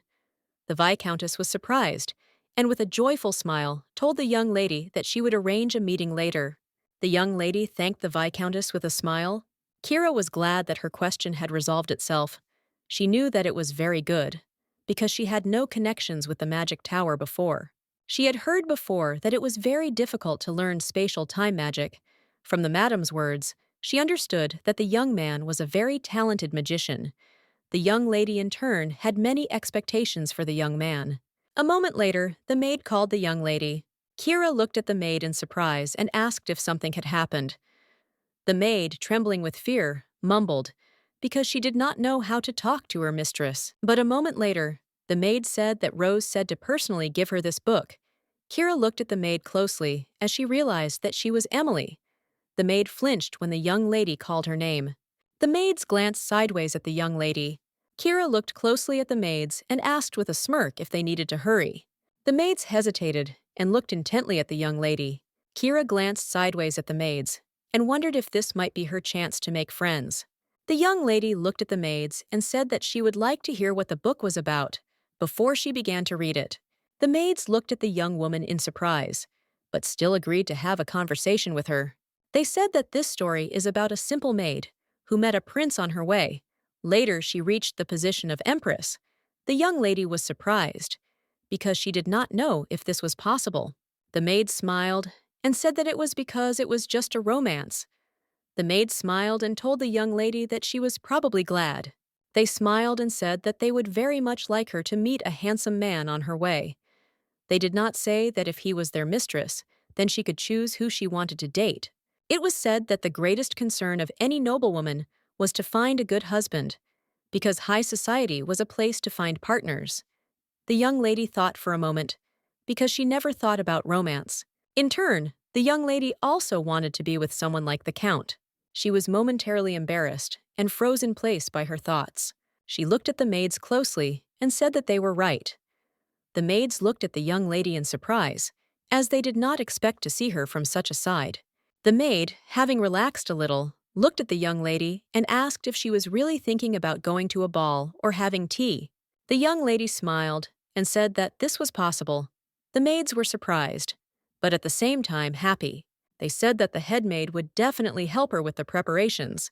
They said they would like to see the young lady's evening dress and jewelry. She smiled and told the maids that they would all help her personal maid prepare her outfit for the day. They were surprised and happily asked if it was true. She smiled and said that it was. They happily thanked her for such an opportunity. The young lady looked at the maids with a smile, as she knew that it was her success that she was able to talk to them. She realized that the atmosphere had improved and was different from before. She wondered if they had managed to get a little closer, and in turn, she hoped that the party would be just as successful. The maids looked at the young lady with alarm and asked what would happen if she were a lady without a gentleman.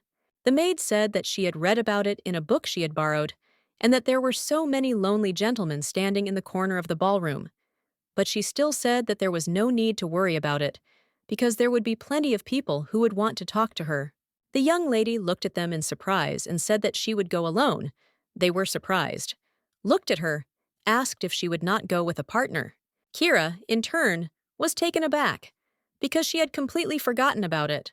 They asked if she would like to go with the Duke. As always, the young lady categorically replied that she did not want to, as he would not fit into her schedule. The maid asked the young lady how about asking one of the knights. The young lady sighed heavily and said that she was not close enough to them to ask for such a thing. The maid smiled and said that she could already imagine several knights who would be sad to hear such a thing from her. A moment later, Sir Joseph entered the room, looked at the young lady with a gentle smile, and said that he had come to see her off with his catch. Wilford greeted the young lady with a joyful smile and said that they had also come to see her. She turned and looked closely at her companions with a joyful smile. A moment later, the maid called out and called the young lady and said that she had brought the hat she had asked for. Rose looked at the young lady excitedly and asked where they were going. The young lady smiled and said that they were just going somewhere for a short while. The young lady turned around and said with a gentle smile that she was already leaving. She sighed heavily and wondered if she was really going to the casino now. The young lady knew perfectly well that she could not miss such an opportunity. She was glad that now, for the first time, there were no servants around her. A moment later, she froze as she heard her brother's voice. He looked at her in surprise and asked where she was going. She froze for a moment, as she did not expect to see her brother at all. He looked at her in surprise and asked who gave her permission to leave at such a time of day. He wanted to know where she was going. The young lady hesitated, not knowing what to answer him. Zeke looked at her closely, and with sparkling eyes said that she looked great. She looked at her brother as she felt that he was feeling lonely, sitting at home all day. But still the young lady knew that she couldn't take him to the casino, but she knew that everything would be fine there, and she could do something like that. She looked at her brother with a smile, and said that she would go out for a while, and also asked if he wanted to come with them. Zeke looked at his sister with joy, and asked if it was true. He smiled and said that he would quickly grab his coat and come running. With the speed of lightning, the young man ran for his things. The young man was surprised, and at the same time puzzled, because he did not expect that his sister was heading to the casino. He looked at everyone present with fury and asked if they had gone crazy. He didn't understand what they were thinking when they decided to drag his sister to the casino. Kira looked at her brother with a smile and said that this casino was legal and even approved by the Imperial Palace. She smiled and said that they would not be betting money, just looking around the circle, and it was all for the sake of exploring the outside world. The young people looked at the brother and sister with sweet smiles, as they looked very cute. Wilford said with a happy smile that they could have some fun soon. Zeke looked at the knight in surprise and asked if he was the one who said that they would just look around. He smiled and said that they could only look around. A moment later, Zeke struck the knight in the leg, and the knight, with tears in his eyes, told his master that he had hit him where it hurt most. The young lady looked at everyone present with a sweet smile on her face, as she was having a lot of fun with them at that time. Some time later, they arrived at the casino. Raina looked closely at the young lady and asked with a smile if she liked the area. She was surprised, looked around and said that the building was cleaner than she thought. Joseph looked closely at the young lady and said that if she was uncomfortable, he could take her to the VIP lounge. The young lady looked into the distance and said with a smile that there was no need to do that, as she was comfortable here. Wilford looked at the young master and said that today he would try his luck. Joseph said that whenever a knight comes to the casino, he first plays roulette. Zeke looked at the knight intently and teased him, telling him to stop. Wilford looked at the gentleman with an innocent smile and asked why he didn't want to play. The young man shouted that there were people who could not stop spending their money, and they would soon go bankrupt, so they needed to control themselves and not waste time on stupid things. The young lady, in turn, looked sideways into the distance and froze for a moment. A moment later, she said with a joyful smile that she wanted to try. The young man was surprised, and at the same time puzzled by his sister's action. Wilford looked at the young lady closely and gave her a brief outline of the rules, and he also said that the dealer had to spin the wheel during the game. She realized that winning was only possible by pure chance. Zeke looked at his sister worriedly and asked if she was really going to play such games. The young lady said that she had gone too far and could not leave empty-handed. A moment later, the young lady placed her bet, and the dealer began to spin the wheel. Everyone present froze in surprise as the young lady won the game. The young lady, in turn, looked at her winnings with delight and surprise, as she realized that it was very funny. She looked at her brother closely and asked him with a happy smile if he wanted to try. He was shocked as he didn't expect that. She smiled and handed him some chips for his first time, but she said that if he didn't want to play before he could just exchange them.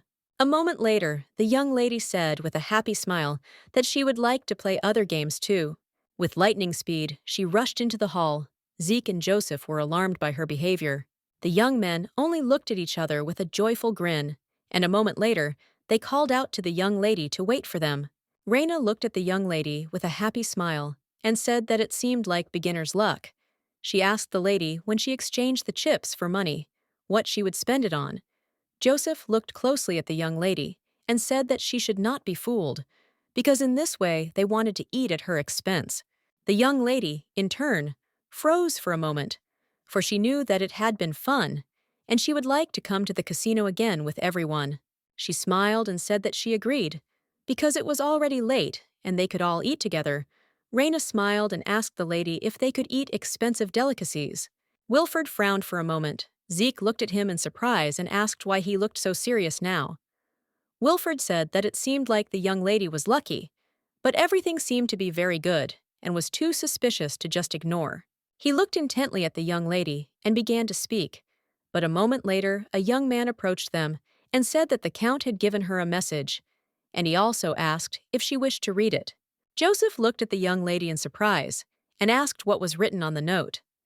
The lady said that the Count asked if she wanted to play larger games. Wilford couldn't stand it any longer and shouted that this situation was definitely suspicious. The young lady said with a grin that it was very interesting. She looked at everyone present with enthusiasm and said that it looked like a knight's battle. She handed over a note and said that she was asking for forgiveness, but she did not plan to leave a huge amount of money, so she was returning home. She looked at the young man with a grin and asked him to tell the Count that she was only ready to play small games. The young man looked askance at the young lady. He looked at her intently with a smirk on his face, as she seemed to him to be a very interesting person. Joseph looked at the young lady with concern, for he was worried. She smiled and said that he need not worry, for she would be betting modest amounts, not huge amounts, and since they needed enough money for food, she could not bet all her money and lose it. She really wanted to give them as much good food as possible. Kira took a few chips and wondered if what she took would be enough.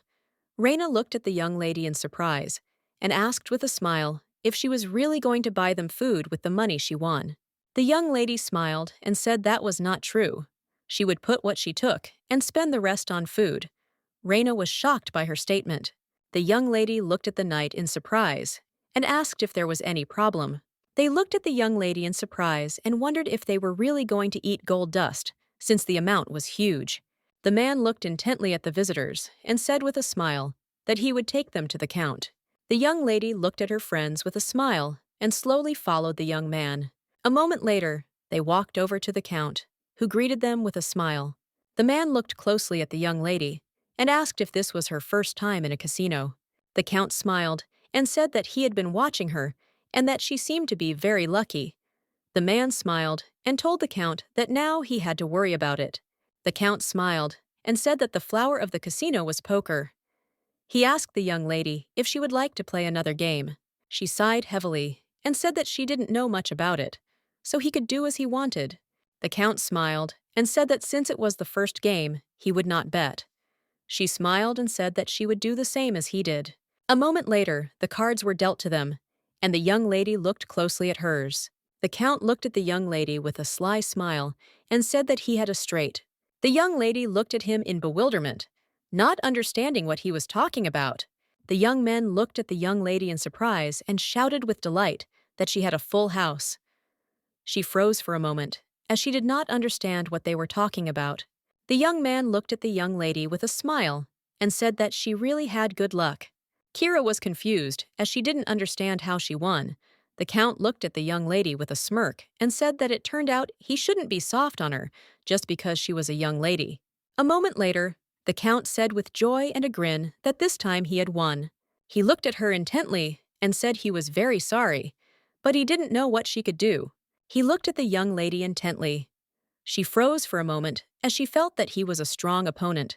The young men looked at each other as they understood that their mistress had just started playing and had won a huge amount of money. But the Count wanted to give it back. But they could not help but say something, since they saw that she really enjoyed the game. The young lady, in turn, knew that she had already used all the chips she had taken and had to retreat. But a moment later, she was taken aback, as she saw the Count had cards up his sleeve. She knew that even though she was new to the casino, she didn't want to let the Count fool her with such an obvious scam. A moment later, she screamed, but froze in place. The man grabbed the Count with lightning speed. He was furious and did not understand how the Count dared to fool the fragile lady. He screamed that he simply could not stand by and do nothing. He shouted angrily at the guard to take the swindler away immediately. The young lady froze in place for a moment, as she was shocked by everything that was happening. The young man slowly approached the young lady and, taking her hand, kissed it. He said with a smile that he must have scared her while calling her a beautiful lady. Kira froze in place in embarrassment, and a moment later timidly said that she was fine. She was shocked, because a scene from the fatal novel flashed before her eyes, because there was a similar meeting of the main characters. She looked at the young man intently and with embarrassment, for it seemed to her that he was like a count from a novel. She looked at the young man with embarrassment and thanked him for his help. Zeke looked at his sister with concern and said that it was getting late and they had to go home. Joseph told the young lady that he would get the crew ready. The young man looked at the young lady with a beaming smile and said that it must be destiny. He also asked if she would like to share a cup of tea with him. She looked at him in surprise, but still agreed and said that she could stay for a while. She noticed that he was very handsome. He smiled and said that the beautiful lady's fighters were an honor, and it didn't matter to him how long their meeting would last. As she was leaving, the young lady told her friends that she would be back soon and asked them to wait a little. The young people froze in shock, as they did not expect such a thing from the lady. Zeke asked with cold fury whose idea it was to drag his sister to the casino. Wilford said, puzzled, that he had not expected the young lady to agree to go with them so quickly. With lightning speed, everyone rushed at the young man. They shouted that it was his fault and he must be held responsible. Zeke screamed that he couldn't give his sister to the suspicious young man. The young lady, in turn, followed the young man with embarrassment, as she saw that he was a very cool gentleman. Some time later, the young people were sitting at a table and chatting pleasantly. The young man looked intently at the young lady and asked if she would mind taking off her hat. She looked at the young man with embarrassment and agreed with him. He looked at her with a smile and said that she was really beautiful, and he was enchanted by her beauty. He looked at the young, beautiful lady with a smile and introduced himself, saying that his name was Aiden Castro. Kira looked closely at the young man and introduced herself with embarrassment, but accidentally mispronounced her name. Some time ago, the young men stood at the entrance and closely watched the guests. They noticed that the young lady was in such a place for the first time, as she was closely examining the casino. The young man said with a grin that she was nice, but she behaved like a country girl, and that she must have been brought up in a strict family. Aiden said with a sly smile that such girls are much funnier than those who know a lot. Aiden knew very well that instead of flirting, he should gradually get closer to her, because this method would work better. Following his cunning plan, he was able to win the young lady's favor. Now he sat and watched the young lady with a grin, as he was glad that everything was going according to his plan.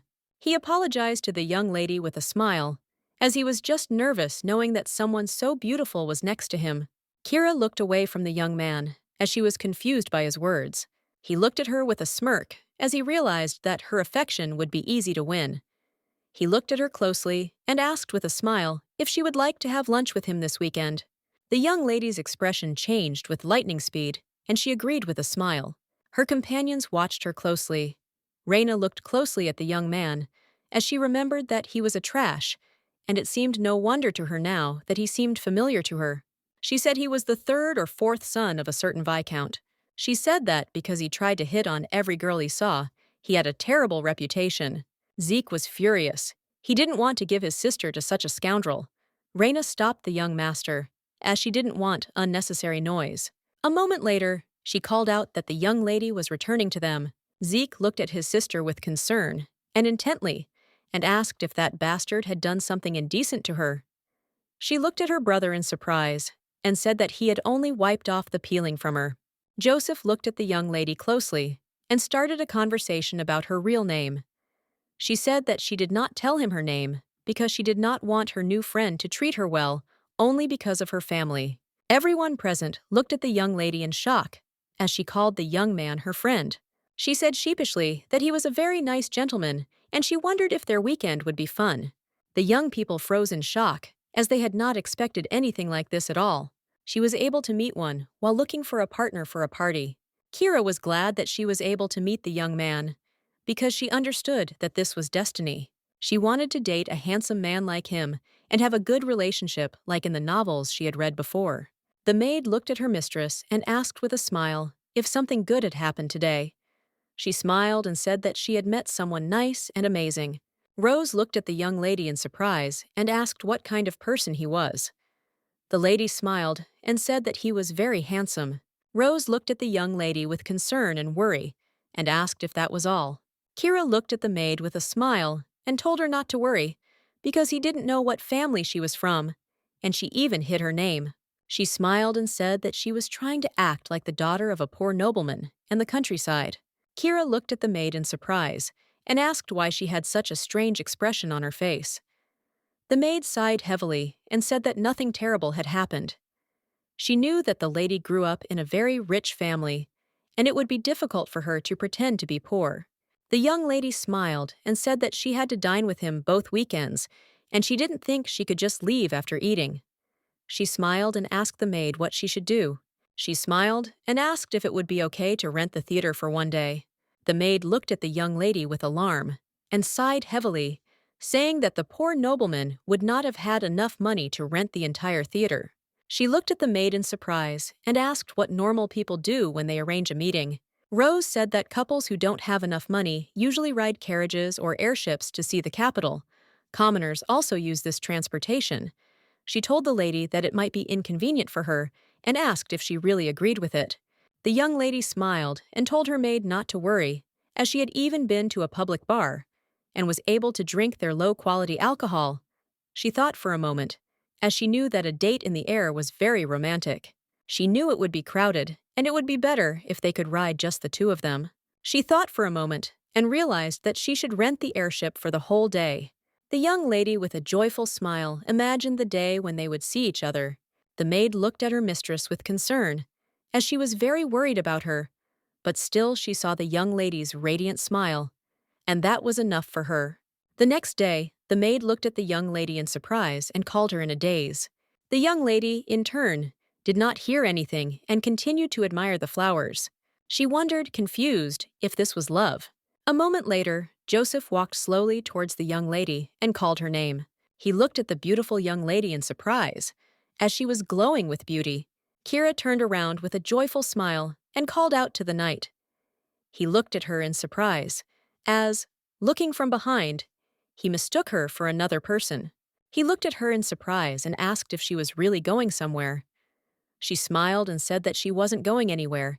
She was just in a good mood today. A moment later, she took the flower that was in her hair and gently pinned it to the knight's suit.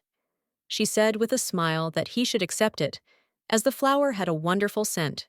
Kira, with a joyful smile, leaving, said that the flower suited him very well and also asked for forgiveness. She said that it was time for her to go. The young man, in turn, froze in shock, as he did not expect anything like this. A moment later, the knights approached Joseph. They were shocked and did not understand what they had just seen. They wondered if this was really their mistress. They were surprised and did not understand what changes had taken place in her heart, because she literally became a completely different person. They wondered in unison if she had found a lover. Joseph glared at his subordinate and told him not to spread the unconfirmed rumors so carelessly. William apologized for such words. Raina, in turn, thought for a moment about what happened earlier. She looked at everyone present and said that she was very interested in how much fun her date would be. Joseph told his subordinate that she had previously spoken badly about the young man, because she herself had said that he had a reputation as a womanizer.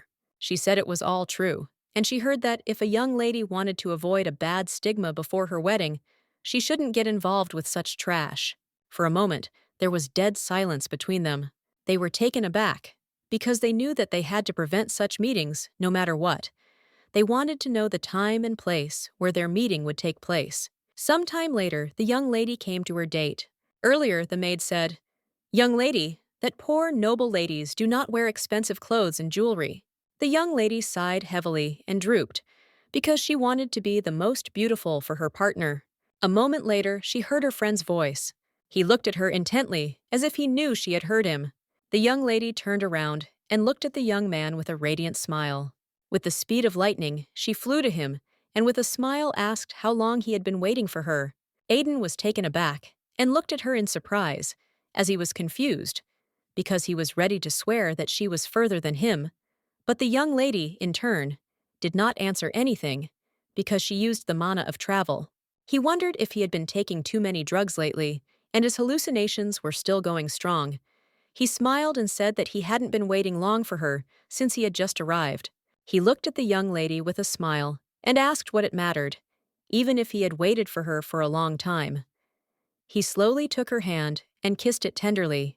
Aiden looked at the young lady with a beaming smile and said that it was a pleasure for a gentleman to wait for such a beautiful lady like her. The young lady, in turn, froze in place with embarrassment, as she did not expect anything like this. They stood by the fountain for a while, looking at each other. At the same time, spectators were watching them closely. Wilford looked closely at the young men and asked his comrades if he should pin down the young man. Zeke looked at the young man with a sinister expression and said that they had to get rid of him carefully. Raina, in turn, sighed heavily and said that they couldn't do that. Zeke looked at the young men closely and asked if they had any better ideas. The girl said that the fastest way to show that he is trash to their lady, for example, if she remains a witness to the scene where he flirts with another woman. Zeke sighed heavily and said that, unfortunately, they couldn't control that. Zeke said firmly that as he thought, they needed to remove him before Sister got attached to him. Lady looked closely at her master and asked him to calm down a little. Wilford shouted that they were heading towards the restaurant. Joseph stood up with lightning speed and said that they had to hurry because they had to follow the young men. He shouted that they must under no circumstances allow that man to attack their lady. They shouted that they would definitely protect their mistress. After a while, the young people watched the couple closely. Aiden looked at the young lady with a smile and said that this was the most popular restaurant in the capital, and it was difficult to reserve a table. He said with a satisfied smile that he had heard there were many dishes here that she would not find anywhere else. The young lady looked at the young man intently, but said nothing. She remembered that the maid had advised her to praise the young man. In turn, she slowly began her meal. The young lady looked at the young man intently and said tensely that the dish was very tasty and that it was the first time she had had something like this. The young man looked at her with puzzlement, but did not answer, as he was surprised by her reaction. Aiden looked at the young lady with a timid smile and asked if that was really the case, since she didn't seem happy. The young lady coldly replied that that was exactly the case. She looked at the young man intently and asked when else she could visit a place like this. Aiden looked at the young lady with a puzzled expression, as he found her behavior very suspicious. When he met her at the casino, she looked like a country bumpkin who had just come to the capital for the first time, and it was impossible for him to imagine that she lived in special wealth. But in turn, he wondered why her behavior and attitude towards commoners seemed so natural. He looked closely at the young lady, and as he wondered who she really was, Kira looked away from the young man and asked the following Wednesday if he could spare some of his time for her. The young man smiled and said that, unfortunately, he had plans for that day, because he already had to take care of another girl. He looked at the young lady intently and said with a gentle smile that he had a book meeting with old friends, so he couldn't postpone it, but he still wanted to meet her again next time. Kira looked at him intently and said that if he already had plans, then there was nothing to be done about it. He looked at the young lady with a gentle smile and said that today was hers alone. A moment later, he gently touched her hand and with a smile asked if there was a place she would like to visit after the meal. The young lady looked at the young man intently and said with a joyful smile that she would like to inspect such an egg on the airship. The young man, in turn, was not eager to do such a thing. He smiled and said that they had a certain schedule, and besides, the station was far from the restaurant. Kira looked at him with a happy smile and said that she told them to pick them up, so everything was okay. The young man was taken aback by surprise and asked what she was talking about. He looked at her with a smile and said that she was very funny. She smiled and said that she was not joking because she had already rented it. A moment later, they heard a noise outside the window. The young lady said with a smile that they had arrived a little earlier than she expected. The young man froze in surprise for a moment. She smiled and said that she thought that the road to the station would be quite long, so she invited them here. The young man was shocked by everything that was happening because he did not expect this. Kira, with a joyful smile, pulled the young man towards her and asked if he was coming with her. Aiden was shocked and did not understand what was going on at all. He was puzzled, because he knew that at first her manners seemed very unusual to him, but now she had ordered an entire airship. He was puzzled and did not understand how much money was needed to rent a royal airship. He knew that a simple nobleman could not rent an airship. He wondered if she belonged to the imperial family. The young lady looked at her companion intently and asked with a smile if everything was all right. He was taken aback and threw his thoughts away. She smiled and said that if he was worried about the other people and their flight, he shouldn't worry, because they were told that the airship would be temporarily undergoing repairs. The young man looked at the young lady with puzzlement and wondered how influential she had to be to say such a thing. She looked at him in surprise and asked if he was feeling unwell, because she noticed that he had turned pale. Aiden was taken aback and said with a smile that he hadn't climbed so high for a long time, so he was a little scared. Kira looked at the young man with a gentle smile, as she saw that he was very cute. She smiled and said that he didn't need to worry, because if something dangerous happened, she would protect him. He smiled and agreed with her. He understood that no matter how, he had to get away from her. At the same time, the young people were watching the couple closely. It was the first time they saw both young ladies smiling like that. Joseph looked at the young lady in surprise and intently, as it was the first time he had seen her from such a side. At the same time, Kira did not notice anyone around and was happy about the date. Joseph was furious. He didn't understand what was happening and why he felt such feelings. Raina screamed that she couldn't take it anymore, so they all had to get together. She looked at the young men closely and told them to listen carefully, as next week at the banquet, they must make sure that the lady saw the whole nature of the young man, as he would certainly flirt with other women, given his nature. They spent some time planning their course of action. Joseph looked at the young men closely and said that he would certainly do everything. Raina looked at the young men closely and said that they must successfully complete the plan, no matter what. Sometime later, the young lady was leisurely returning home. She was a little upset because her companion said that he had plans, and so she could not go with him to the event. She wondered if she would have to go to the banquet alone. Joseph walked slowly up to the young lady and asked with a gentle smile if she had arrived safely. She looked at the young man with a smile and said that she had arrived safely and that today had been a very good day. Joseph looked at the young lady intently. He began to speak timidly as he was very nervous. She looked at him in bewilderment as she saw that he wanted to say something. A moment later, the young man was overcome with embarrassment and froze for a moment. Plucking up his courage, he looked at her closely and asked if she would go to the Marquis's party with him. Joseph looked away from the young lady and wondered if he had been too confident. Kira grabbed the young man's hand with lightning speed and asked if this was true. She looked at him intently and asked if he would take his words back. Joseph froze in place for a moment. She looked at him in surprise and asked why he didn't answer. She wanted to know if he was joking. Joseph looked at the young lady intently and said that of course he wasn't joking. He looked at her intently and said that he was surprised, because he did not expect her to agree without hesitation. The young lady was taken aback and wondered if she had really had to pretend to think about it. Now she realized that she had agreed, as if she had been waiting for his proposal. She looked closely at the young man, as she did not understand why his face had suddenly turned so red. A moment later, she was taken aback and realized that she was holding his hands, and with lightning speed she let go of him. She looked away from him sheepishly and said that she was in a difficult position because her partner already had plans, so due to the circumstances she agreed. The young man sighed heavily and said that he understood her. The young lady asked for forgiveness and said that it was time for her to run away. As she ran away, she was filled with embarrassment, as she was ashamed of her actions. Joseph looked closely after the young lady. He was surprised, because the young lady had just smiled radiantly at him. The surprise he felt at the night's entrance exams was nothing compared to what was happening now. He looked at his hands with a gentle smile, as just now the young lady had been holding his hands tightly. He sighed heavily, as he knew perfectly well that the reason she had changed so much was because of the young man who was a fraud. Joseph sighed heavily as he was confused by the whole situation. Zeke looked closely at his sister and asked where she had gone. He wanted to know if she had been to the casino again.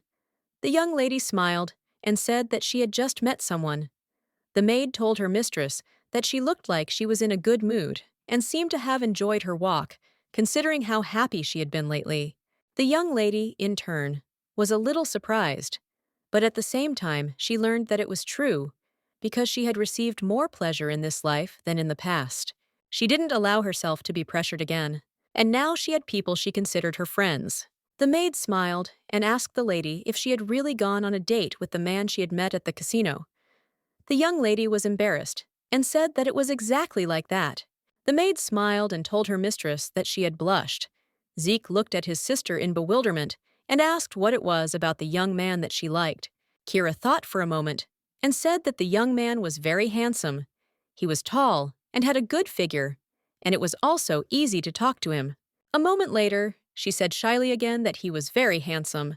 They looked at her intently, as if they understood that she had fallen in love with his appearance. The maid smiled, as if she understood that her mistress was weak. She had pretty faces. Zeke, in turn, looked intently at his sister and said coldly that he was very glad that the young man turned out to be very good.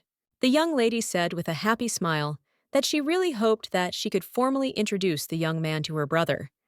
Zeke looked at her intently, but did not answer. A moment later, he began feeding her a sweet cake. She thanked him with a smile for his concern. Zeke knew that the day when his sister would officially introduce him to the young man she was currently spending time with would never come. Some time later, the young man visited the traffic department. He was furious because he wanted to know who had rented the entire airship. He furiously asked the young man if he was really going to ignore the Viscount. The young man sighed heavily and said that they had been asked to keep it a secret, so he couldn't say. Aiden was furious. He wondered what kind of status the young lady had if they couldn't tell him something like that. As the young ladies passed by, they talked, for they had heard that there was an airship in the square, and they knew that there was a problem with the airship, so a mechanic came aboard and fixed it. Aiden flinched and froze in place as he realized that the young ladies were speaking exactly the same way as his companion. He was scared and wondered if he would be in danger here because of a little mistake. In turn, he was very frightened, since he assumed that his companion was not a simple aristocrat at all. He wondered if she really was a relative of the imperial family. He was scared and worried, but in turn, he understood perfectly well that there was no evidence that he was playing with her, so he restrained himself. He knew perfectly well that he still had a chance to get out of this mess safe and sound, because he had never asked her out on a date, and the greatest touch was when he held her hand. He understood that refusing her to go to the banquet together was a brilliant decision on his part. In turn, the young man prayed and hoped that he would never see her face again. Sometime later, the butler joined his master with a report from the Transport Bureau. They demanded payment for the rent of the airship.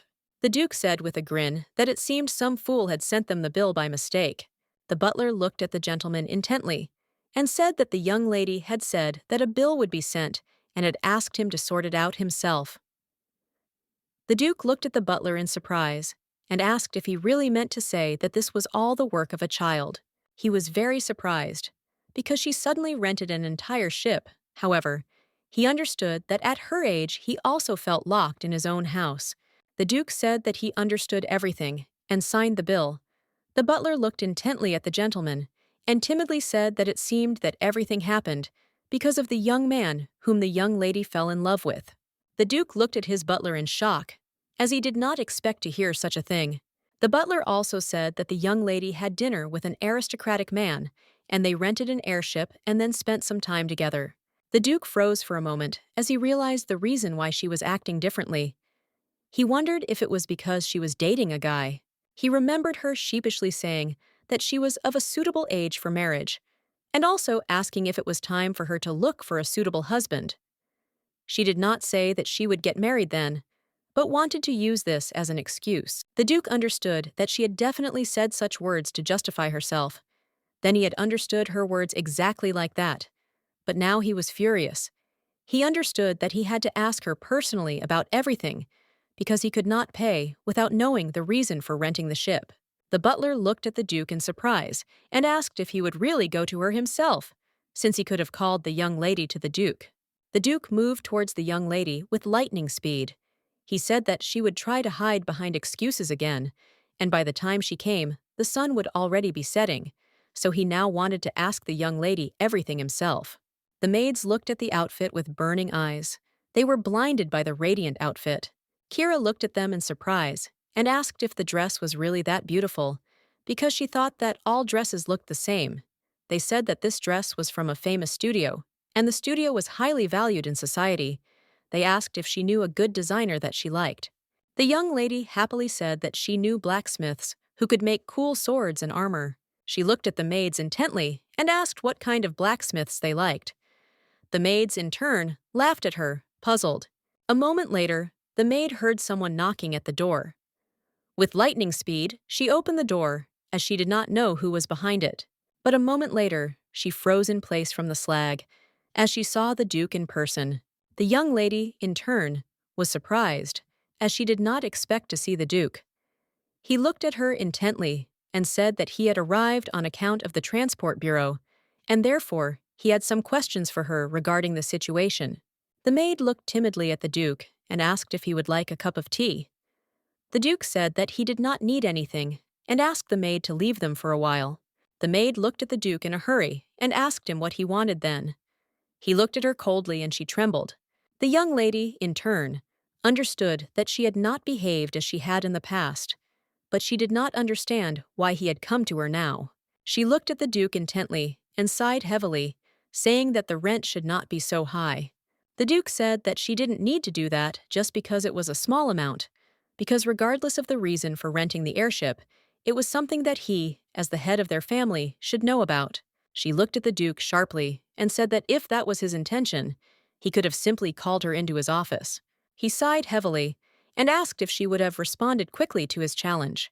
The young lady sighed heavily and, looking away from the Duke, asked for forgiveness. The Duke said that he had not come to her to criticize her decision. He had heard that there was a man she was dating, and so he had only come to ask if it was because of him that she had started behaving this way. The young lady, in turn, was confused by what she heard. She looked at him intently and asked him hastily how he knew about it. She looked hastily at the Duke and said that this was not yet the kind of relationship that she should advertise. The Duke froze for a moment, as he realized that the butler's words were true. Kira sighed heavily and said that she would be more careful with her spending in the future. The Duke said that it was not something he wanted to talk to her about. She looked at him in surprise and asked what he was talking about, but the Duke in turn hesitated, not knowing where to start. The young lady looked at him in surprise, as she did not understand why he was behaving in such a way. She wondered if he was going to use this against her to prevent her from going to the party. With lightning speed, the young lady rose and said that if he had nothing more to say, she would like to be alone, as she did not feel very well.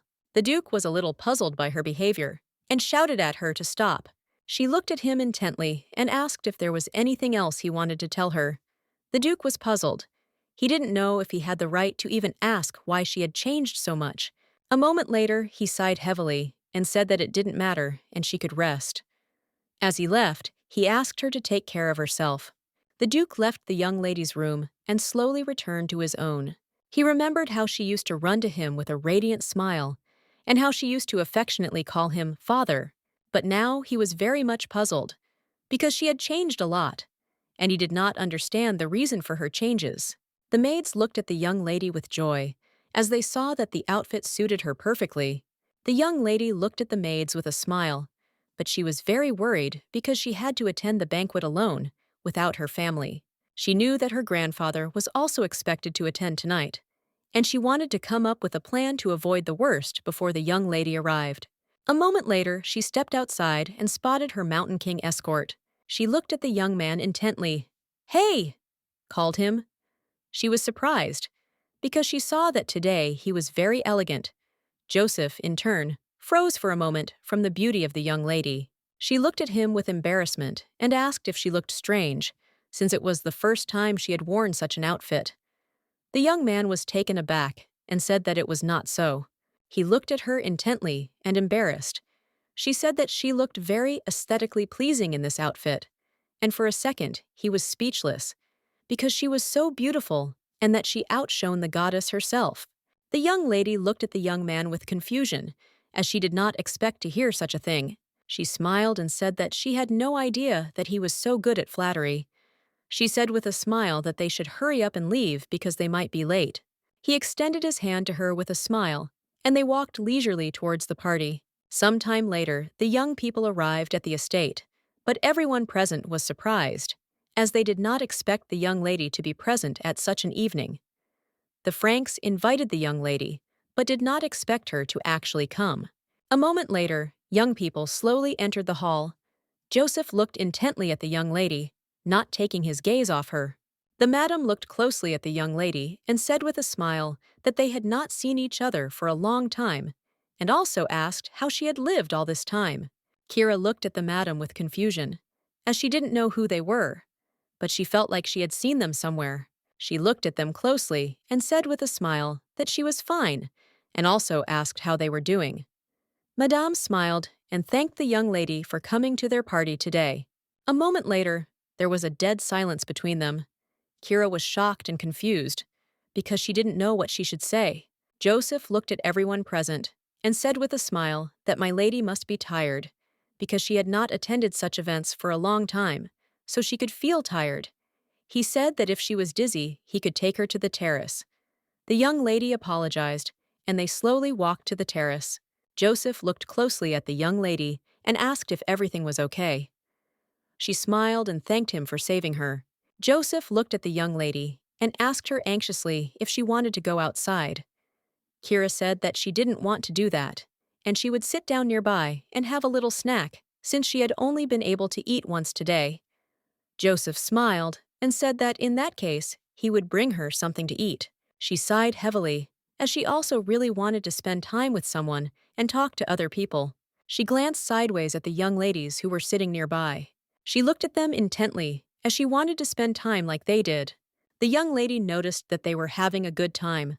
At the same time, the young ladies entered into casual conversation. Kira, in turn, overheard their conversation. She knew that their family also had the tears of the goddess. However, if she interfered, she would ruin it for them. She sighed heavily, since she came to the holiday to have fun. A moment later, the young lady froze for a moment as she felt someone's gaze on her. But after a few seconds, she screamed, and everyone looked at her, alarmed. The young lady looked at her friend in surprise and asked if it had happened to her again, as she screamed as if she had seen a ghost. She turned around and looked intently at the young lady. All the ladies screamed as they saw Kira's cold gaze. They approached the young lady and asked for forgiveness, because they did not know that she was resting, and unfortunately, they dared to make a noise.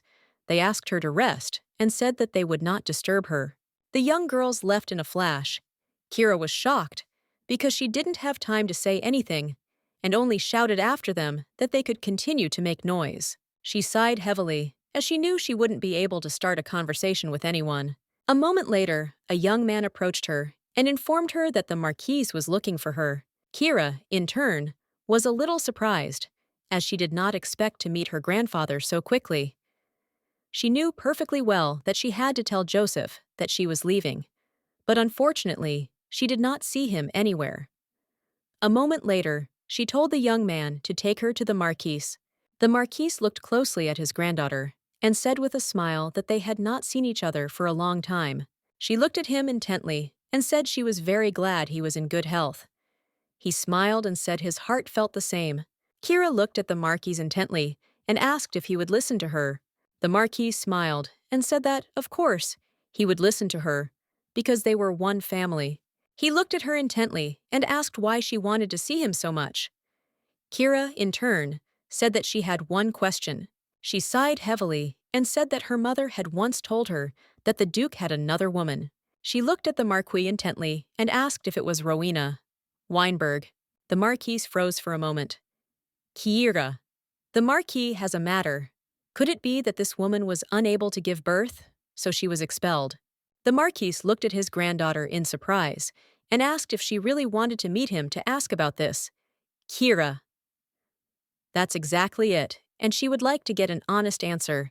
She asked if a woman couldn't have children. Cosette was stuffed, but still she looked like a copy of the Duke. Only Farvis, the chosen of the goddess, could possess the magic of the spirit. The young lady, in turn, would very much like to know whether the girl was related to their family. The Marquis sighed heavily and, looking away, said that it was true and the woman could not have children. Kira looked at the Marquis intently, as she didn't think he would say anything else. She knew he definitely had something to hide. She remembered the moment when her grandfather had pleaded for her innocence until the very end. He had shouted furiously that the young lady was the Duke's own blood, for he knew that his daughter's child would never deceive the Duke. He shouted to the Duke that he was sure of it. She knew that he was not one of those who would make such an unfounded assertion just because of kinship. She looked intently at the Marquis and said that she believed him. The Marquis sighed heavily and said that everything was exactly like that. And now they needed to get to the main thing. Kira said that she needed a refuge, a place away from the capital, which only she and he would know about. The Marquis looked at his granddaughter in surprise and asked why she needed something like that. Kira turned around and slowly walked towards the exit, saying that he would find out when he told her the truth. He looked at her in surprise and asked what she said. Kira told the Marquis with a smile that he was hiding something. The Marquis looked at his granddaughter with a smile and said that it turned out that the threat had increased. He looked at her in surprise and asked if she had committed a crime and was now afraid that she would be judged. He smiled and said that she did not need to worry, since she was the next owner of the gift, that any of her misdeeds would be overlooked. She sighed heavily because she knew the problem was that she might not be next. The young lady saw the image of the spirit before her death, but she still wanted to be sure that it was not an illusion at all. She smiled and told the Marquis that he need not worry, as she only wanted to make sure of her own safety in case anything else happened. The Marquis smiled and said that since he was old, such an answer did not sound comforting enough to him. As she left, the young lady told the Marquis that he should not forget that they were a family connected by the same blood. She knew that she was the most important part of the Marquis' achievement of power. The Marquis looked at his granddaughter in surprise, as he did not expect to hear such a thing from her. But a moment later, his expression changed, and he looked at his granddaughter with a gentle smile. He looked at her in surprise and said that they had not seen each other for a long time, and it seemed that she was about to finish their conversation. She smiled and said that too long a conversation between relatives would not please the Duke, because soon there would be a reception in honor of Zeke's birthday, and they could meet there again.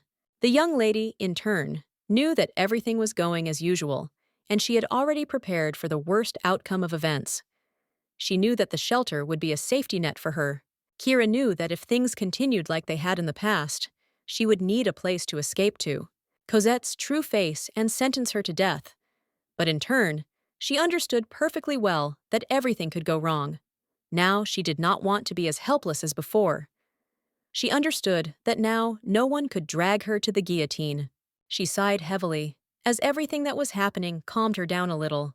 A moment later, the young lady heard a painfully familiar voice. She turned around and stood frozen in place for a moment, listening to the conversation.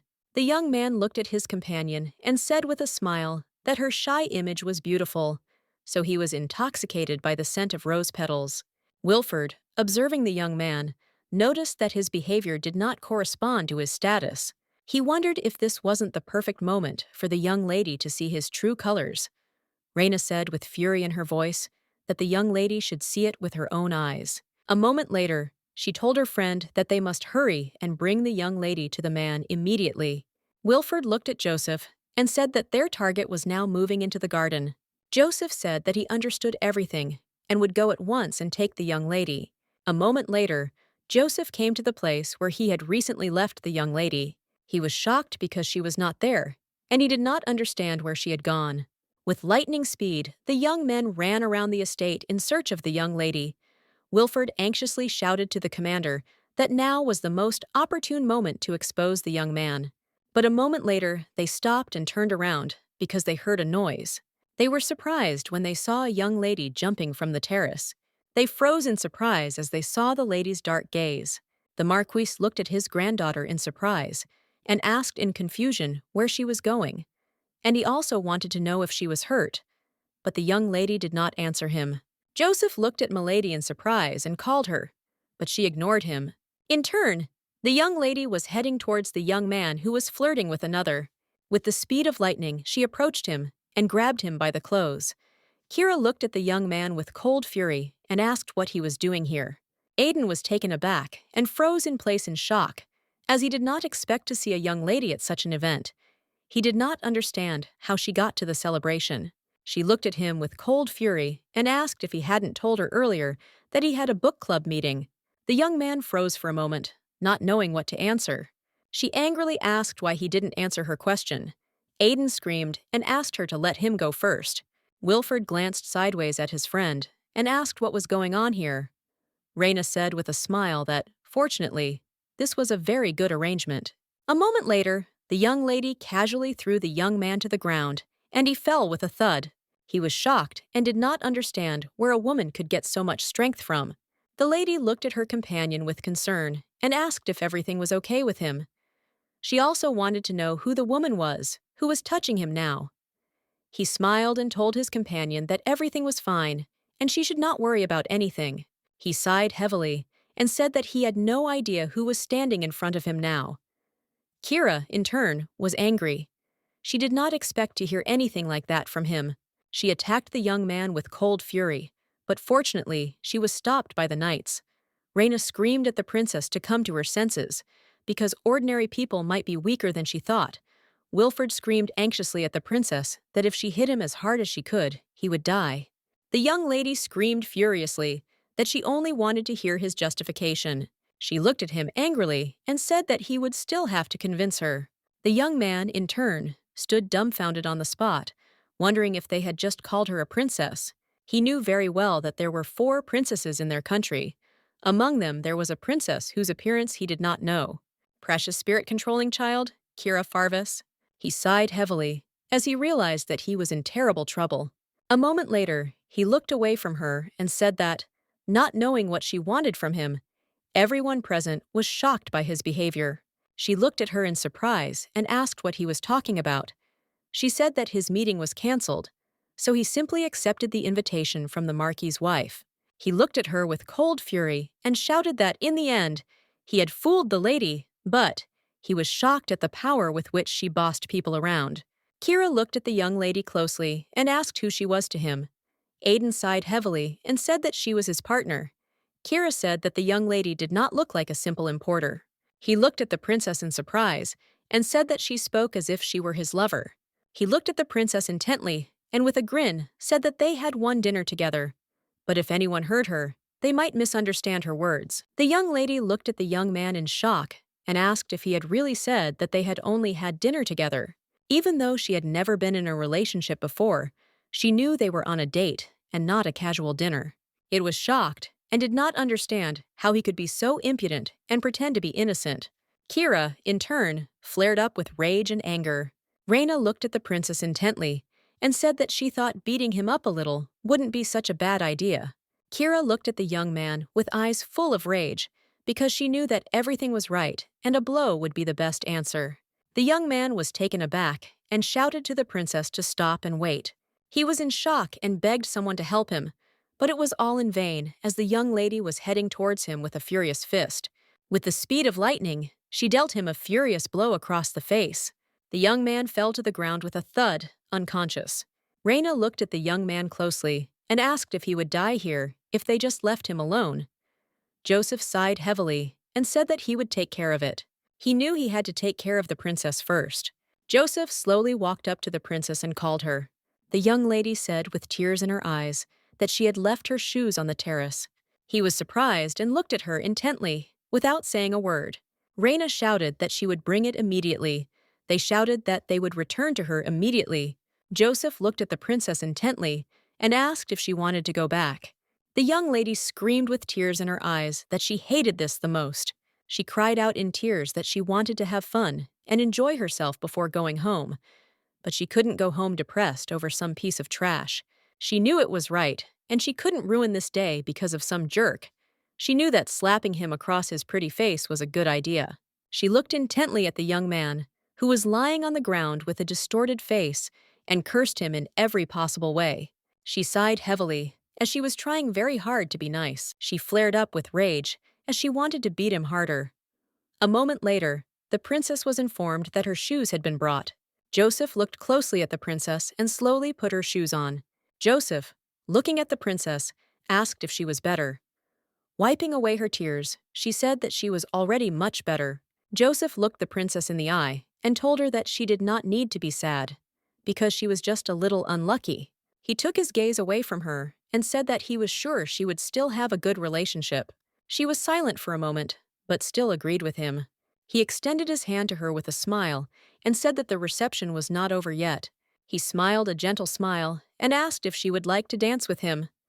The young lady, in turn, froze for a moment, as she did not expect such a thing. Kira bowed to her partner and said with a smile that she hadn't danced for a long time, so she might step on his foot. He smiled and said that everything would be fine. She was surprised, looked at him and asked if it was true. He smiled and said it was. He asked if it would hurt more than the princess's blow during the battle. The young lady looked at her companion with a radiant smile, as she was touched by his words, but still said that perhaps it would be so. A moment later, they began to whirl in a dance. She looked closely at the young man, as she noticed that he was very handsome. Joseph looked away from the young lady, not understanding why she was staring at him so intently. A moment later, their eyes suddenly met. He looked at her with confusion, as he was a little puzzled. Kira looked at the young man in surprise, and asked why he suddenly froze. Joseph timidly asked for forgiveness. Kira looked closely at her companion, as she was happy that he was next to her. The next day, she thought about everything that had happened to her in the evening, because at the reception, she had met her grandfather and resolved the asylum issues. She understood perfectly well that she had already prepared in advance for the meeting with the young lady, but she was puzzled because in the end, she was never able to have a proper conversation with her peers. Unfortunately, her first love turned out to be a loser. She knew that this situation was not that different from the past. Zeke's birthday, the lady smiled and told the young princess that she had seen her once before at a reception. Kira froze for a moment, as she didn't know what to answer the girl. The lady smiled and said that it was quite a long time ago, and therefore she might not remember her. The young lady smiled and introduced herself. She said her name was Daphne Shore, and she was the second daughter of the Shore family. Kira Probko apologized to the young lady for not recognizing her, and also thanked her for her help. Daphne, with a smile, told the young lady that now she had to choose a dessert, and that would be it. The lady with a smile said what desserts were popular in the whole society lately. Kira sighed, as she didn't even know about such a thing. She was confused, as she really didn't know anything about fashion. Daphne looked at the young lady closely and said that her expression was very gloomy. She asked if the young lady was worried about something. Kira sighed and said that it wasn't like that. Unfortunately, she couldn't say that her lack of fashion knowledge and lack of friends bothered her. She was angry with herself because recently she had promised to be sincere. Kira wanted to throw away all arrogance. She looked away from the young lady and asked what society thought of her. She sighed heavily and said that she was not very knowledgeable about fashion and had no friends at all. Daphne looked at the young lady intently and said that it was simply impossible. She smiled and said that in fact, yesterday at the reception of the Viscountess, she was not able to exchange a word with her other ladies, because in the banquet hall, everyone kept their own company, so it is not surprising that it was difficult for her. Daphne said that if the young lady really wanted to make friends, then she would do well to attend the tea party. Daphne said with a smile that this time they were organizing a reception for His Majesty. She smiled and asked the young lady if she would like to attend the reception with her. Kira agreed to this proposal with lightning speed. Daphne looked at the young lady with a smile, but she realized that the princess was truly lonely. She realized that not all of the daughters of dukes are good at communication. Kira sighed heavily and said that she had no idea what to talk about at such receptions. Daphne, looking at the princess with a smile, said that it was difficult to start a conversation without a specific topic, and often they only talked about fashion and style. The princess was puzzled by her words, not so much as she, unfortunately, knew nothing about fashion and style. Daphne looked at the princess with a smile and said that she did not need to worry, as she would tell her what was fashionable these days. Daphne, writing down all the information on a piece of paper, she said that you are a popular musician lately, Joshua Waitgo. She wrote down for the young princess all the musical works that he became famous for. Kira was surprised, because the young lady was very well informed. Daphne said with a happy smile that she had previously been involved in organizing receptions for her older brother. But he was the kind of person who was above social nonsense, and she could do nothing about it. Kira looked at the young lady intently and said that she had heard something similar from her mother before. She knew that he was called an outstanding wizard, and so she wanted to ask him about time travel magic. She wondered if they could meet soon. The young lady said with a smile that her elder brother had dodged the tower, but the princess was doing her best to have fun. Kira thanked the young lady with a gentle smile for her kindness, care, and help. Daphne smiled and said that there was nothing to thank her for. The princess looked at her brother in surprise and asked if Lady Farvis had decided to attend her reception. The young princess was surprised and at the same time puzzled. Although she had sent an invitation, she did not understand why the young lady so unexpectedly decided to come to her reception, because previously she had always ignored her invitation. Mikhail looked at his sister closely and said with a smile that the young lady must have a reason why she had not been showing herself in the outside world and had suddenly started actively participating in social events. He told his sister that she needed to observe the young lady and find out the reason for such a sudden change. Bella was shocked by such a statement. She shouted that she did not like it and she would prefer to cancel the tea party. The prince told his sister that the guests would not be as delighted as the emperor, because they knew very well how picky the Farvis were. He said that His Majesty believed that the Farvis family was unwavering and remained neutral, but it was always important to keep friends close and enemies closer, especially when the latter had their own army. Arabella said that Aerie knew this very well, and they could have forced her to do it. The prince sighed heavily and said that the young lady had not even debuted yet, so he asked his sister not to say such nonsense. Arabella was shocked. She screamed that her brother didn't seem to know what kind of person Lady Kira was. She asked her brother if he knew what happened to her when they met at the last questionnaire from the New Year's celebration. Then the young princess slowly approached the lady and said with a smile that they had not seen each other for a long time. Arabella only greeted the young lady, but she looked at her with such a look as if she wanted to kill her. Arabella looked at the young lady closely and said with a smile that she must have heard some news already. Arabella smiled and said that the Viscountess was thrown out of the boutique because she was too rude, and this boutique was very popular among aristocrats. Kira looked at the princess intently, but she in turn was puzzled, because she had no idea what the princess was talking about. Arabella looked at the young lady with a timid smile and said that it seemed she had not heard the latest news.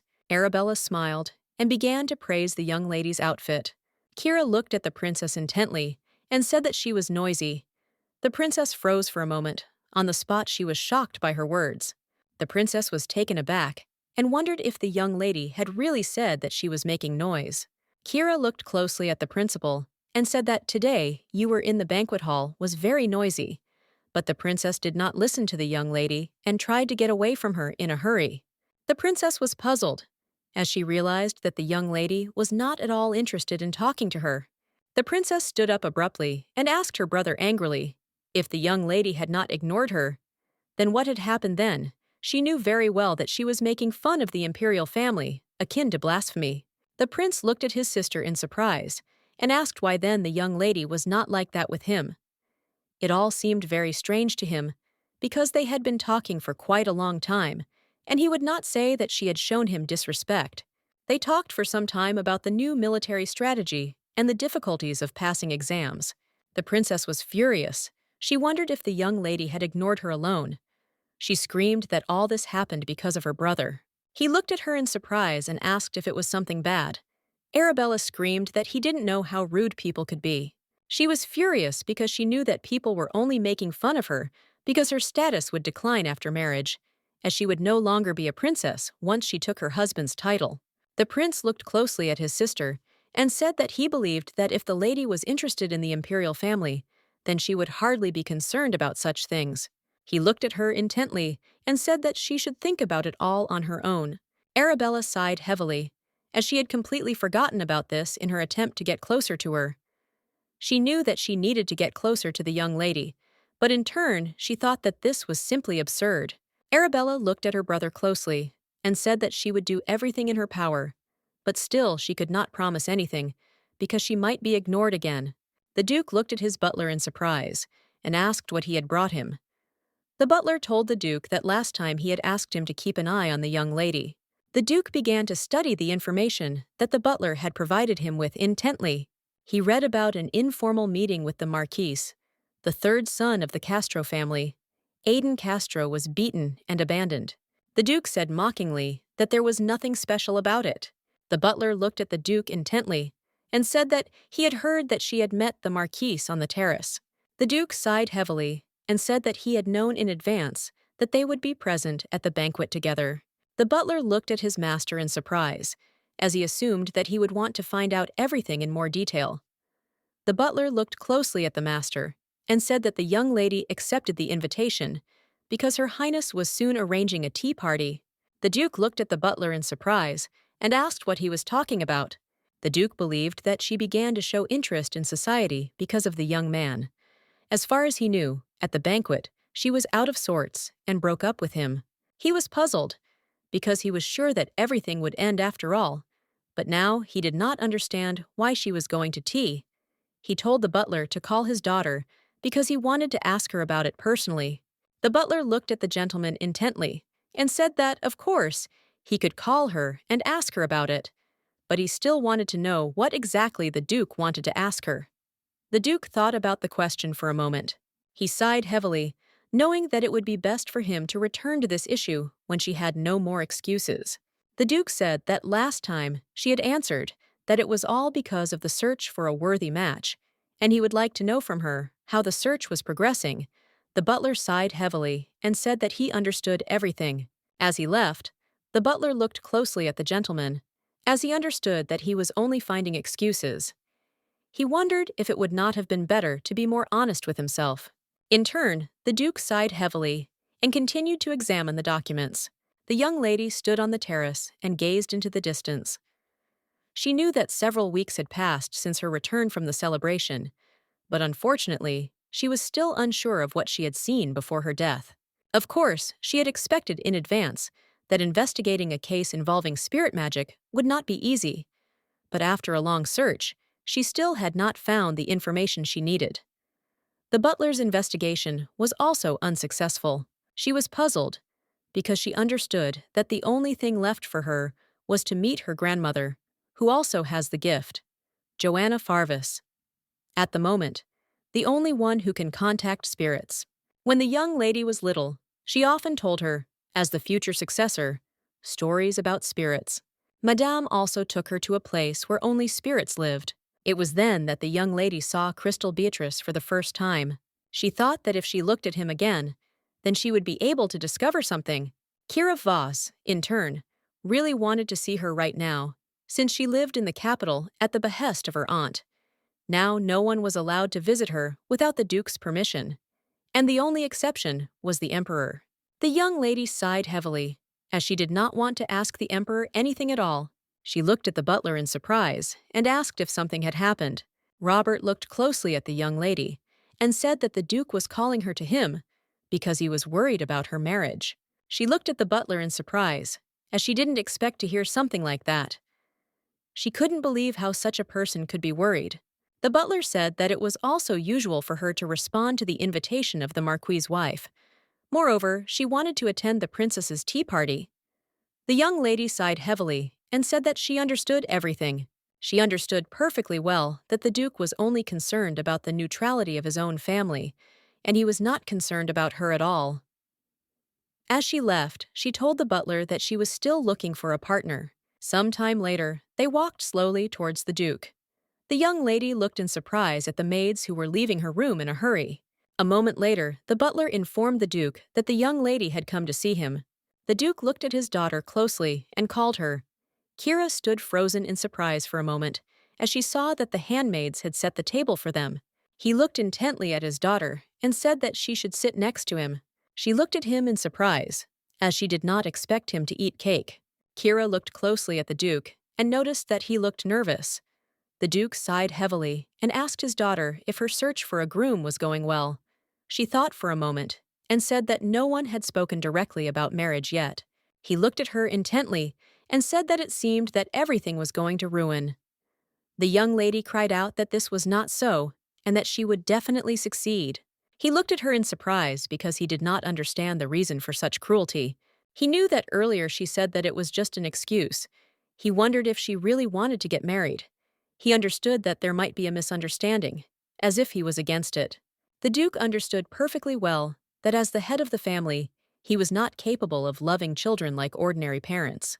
Even earlier, he decided that he would not interfere in their affairs. He assured himself that it did not matter whether it was a date or marriage. The main thing was that such actions would not affect the family. He looked at his daughter and said that it was all so, and she was free to do as she wished. The young lady thanked him for such words, and she also asked if the grandmother was in good health. The Duke said that because she was already in her old age, her health was not as it was before, and the doctor reported that she had a severe form of asthma. Kira looked at her father closely and said that since she was already old, she wanted to see her before it was too late. The Duke sighed heavily and said that she would be very glad to have her visit. The young lady rose up with lightning speed and said that she thought it would be a good idea to meet her grandmother this weekend. She told the Duke that if he wanted to set a precise time, he should tell the butler. She looked at the Duke intently at last, but said nothing and left silently. She thought for a moment, as she noticed that the Duke's expression was full of hopelessness. She wondered if he was so concerned about the family's neutrality. She sighed and thought, because as a child she couldn't stand meeting her grandfather. Kira understood perfectly well that his thirst for power was amazing. But in turn, she wondered what he was really hiding from her. Kira knew full well that the answer could be the decisive key for her. The maids whispered among themselves with a smile, because they had heard that they would have a special guest today. They did not understand where Her Highness had met Lady Fervis, because they knew that she had not previously participated in social receptions, but still they assumed that she wanted to take part in the princess's tea party. The young ladies whispered among themselves, as they could not even sleep, because they were too excited after hearing that a mysterious noble aristocrat would be attending the reception. They knew that she was a person who had a lot of work, and they could not even remember her face. Arabella sighed heavily. She wondered if she would be able to successfully conduct the tea party.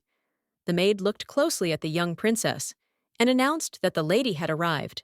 The princess looked closely at the young lady, who had a soft expression on her face. But in turn, everyone looked intently and tensely at the young lady. Kira greeted the princess with a gentle smile. The princess looked at the ladies intently and greeted them. In turn, the princess noticed that they were a little tense. Some time later, the young ladies were sitting at a table and engaged in casual conversation. Arabella looked at everyone present and with a smile introduced today's special guest. The young man looked at the lady with a smile and introduced himself. Joshua smiled and said that he was very honored to receive an invitation from the princess. The young ladies were delighted because they could see the famous young man. Daphne quietly whispered to the young lady and told her who was in front of her now. The young man bowed with lightning speed and tenderly kissed the princess's hand. He smiled and said that he usually did not accept songs on request, but for such a beautiful princess he made an exception. He smiled and said that he was very glad that today was the opening day of the tea party and he had the chance to be her guest. He also said with a smile that he would do everything that the princess wished for. Kira, while drinking her tea, thought that the young man was quite funny and easy to get along with. She knew that men were more honest and less serious. Arabella looked at the young lady intently and asked if there was any composition she would like to hear. The young lady in turn shuddered, not knowing what to answer. She nervously clutched the cheat sheet that her friend had written for her. A moment later, the young lady sighed heavily and said which composition she would like to hear.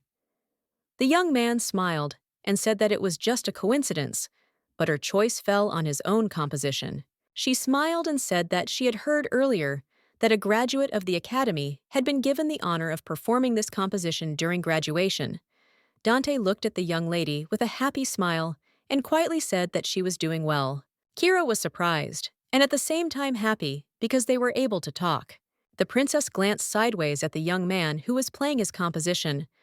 She looked excitedly at the young lady and said that the news had surprisingly spread like birds throughout the capital, and she had not expected at all that the young lady would actually attend this reception. Kira was worried because she had run out of notes and didn't know what to say. Dante smiled and said that the young lady was not in the concert hall, but seemed to be enjoying the music now. Arabella looked at the young lady closely and said that it seemed she was right. The princess was a little puzzled, because the young lady was only with her not so much as if. Arabella knew perfectly well that no matter how strong and influential her family was, they had to be polite to the imperial family. She knew that such an attitude would inevitably lead to questions about the Duke's loyalty, as her brother had said earlier. Arabella knew that even though she was in a bad mood, she still had to finish her task. She looked at the lady closely and said that she had actually been very worried today. Arabella smiled and said that she never thought the young lady would accept her invitation, and she wondered what the real reason was. Kira sighed and said that she just thought she should start socializing. The young lady looked at her in surprise and asked if her family had no right to not participate in the life of high society. Kira said that this is true. However, being within the family, it is impossible to tie the knot. Everyone suddenly froze and looked intently at the young lady, as they were surprised by her words. They looked at the young lady intently and wondered if she had just spoken of marriage. The young people were very surprised, because they did not expect that the young lady would ever get married with her character. The lady looked at her in surprise and asked her with embarrassment if she really wanted to marry someone. The young lady sighed heavily and said that it was all true, because she was already old enough for marriage, so she really wanted to meet a worthy match. The young ladies were surprised and said that the issue of marriage could not be resolved without one's family. They were sure that she would meet a worthy man, and they also wondered if she had anyone in mind. Arabella looked at the young lady with horror and wondered if marriage was her real reason. The princess looked at everyone present with a smile and said that the young lady must be uncomfortable and they should stop asking questions. The ladies looked away from her in embarrassment and apologized for their questions, because they were surprised, but still managed to make a mistake. Kira smiled and said that everything was fine. They did not need to apologize.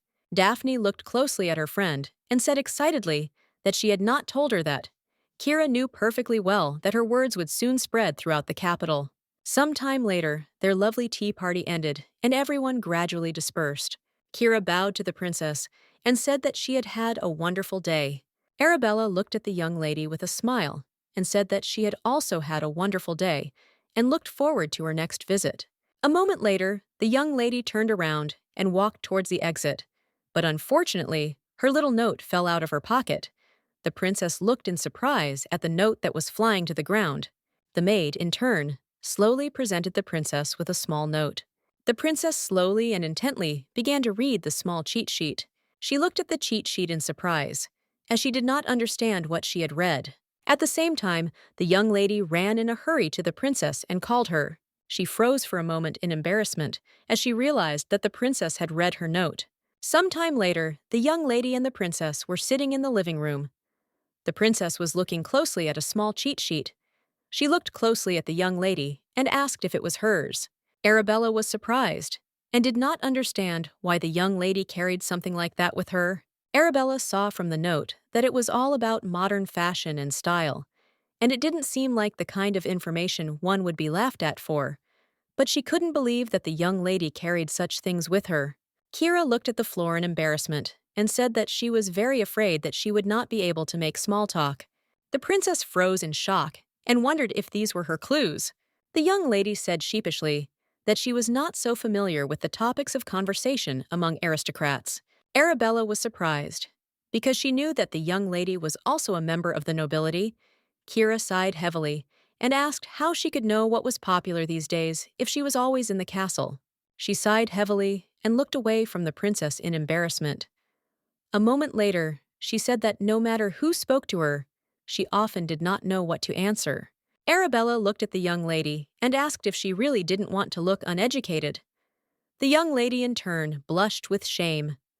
Arabella asked the young lady why she had accepted her invitation, since she knew that it would have been better to look for a groom at a ball than at a women's gathering.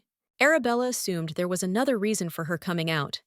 The young lady sighed heavily and quietly said that it was because she just wanted to make friends. Arabella choked, because she did not expect to hear anything like that. She looked at the young lady in surprise and asked what she was even talking about. Kira said that after the few banquets she had been to, she didn't want to be considered boring because she couldn't hold a conversation. After all, she understood that if everything continued like this, she would become the object of gossip. She sighed heavily and said that she did not want to be alone at the party. Kira said sheepishly that she actually really enjoyed today's tea party. The princess froze in shock, as she didn't expect to hear something like that. Kira smiled and said that whenever she saw the princess with her friends, she always wanted to join in, but she only watched from the sidelines because she was afraid that the atmosphere would immediately be ruined if she came. She said that she was very happy to talk with them today. Arabella was shocked and, rising abruptly, told the young lady that this was simply impossible. Arabella was furious because she knew that every time they encountered each other, the young lady looked at her with a murderous look. She was puzzled and did not understand why the young lady looked at her like that. Arabella shouted at the young lady that she must think about it if she had any conscience. Kira sighed heavily, as she now realized how she looked from the outside. Arabella shouted at the young lady that if she continued to silently look at someone with such a scary expression on her face, people might misunderstand her. The young lady sighed heavily, as she knew that the princess was telling the truth. Arabella was shocked. She did not understand how the young lady could be so innocent. Kira looked closely at the princess and said that she did not look well. She told the princess that if she was not well, then they could continue the conversation later, when she had rested and recovered. Arabella sighed heavily, and looking away from the young lady, said that perhaps this was exactly the case, because lately she had not been able to sleep, so she had not been feeling well. A moment later, the young lady withdrew and left the princess alone. The princess was shocked by everything that had happened, and she felt very ashamed, because she now realized that the young lady had not wanted to ignore her at all. Now she realized that she had been wrong all this time about the young lady. A moment later, the prince entered the room and called his sister, saying that he had heard that she had just had a meeting with Lady Kira. He looked at her intently and asked with a smile if she had found out anything. Arabella sighed heavily and said that the young lady was currently looking for a groom. He looked at her in surprise, as he did not expect to hear such a thing. Arabella said that being in the palace, it was impossible to meet anyone, and she said that she was just starting to integrate into society because she had just reached the right age for marriage. The prince thought for a moment, for he knew that there was some sense in this, but he still looked at his sister in surprise and asked if that was really the only reason she had come out into society. The prince looked at his sister intently and said that she had previously thought that the young lady had ignored her. He asked how her tea party had gone. The princess shuddered as she realized that she had made a huge mistake. She sighed heavily and said that it was just a misunderstanding, and now she realized that the young lady was not as arrogant as she had previously thought. He looked at her intently and said with a smile that he couldn't wait for her kind attitude. She looked at him in surprise and asked what his words meant. As he left, the prince said that she should get closer to the young lady. Arabella was shocked and shouted to her brother that they were not finished talking yet, but he did not want to hear anything. Daphne called out to the young lady in a hurry because she was excited. She looked at the lady closely and asked how everything went. Kira smiled and said that everything went well, and she was able to return the note. She said that it seemed like there was a misunderstanding between her and the princess. Daphne let out a heavy breath and said she was glad to hear that, because her heart had almost jumped out of her chest. Daphne looked closely at the young lady and asked what else she meant by marriage. Daphne was shocked and didn't understand how the young lady could not tell her about it. Kira looked at the lady with a smile, because she knew that it was all just a distraction, but in turn, she smiled and said that it embarrassed her a lot. Daphne glanced sideways at the young lady and said that she should have given her something earlier. She smiled and handed her an invitation to their family's annual party. She smiled slyly and informed the young lady that she had also sent an invitation to some attractive young men.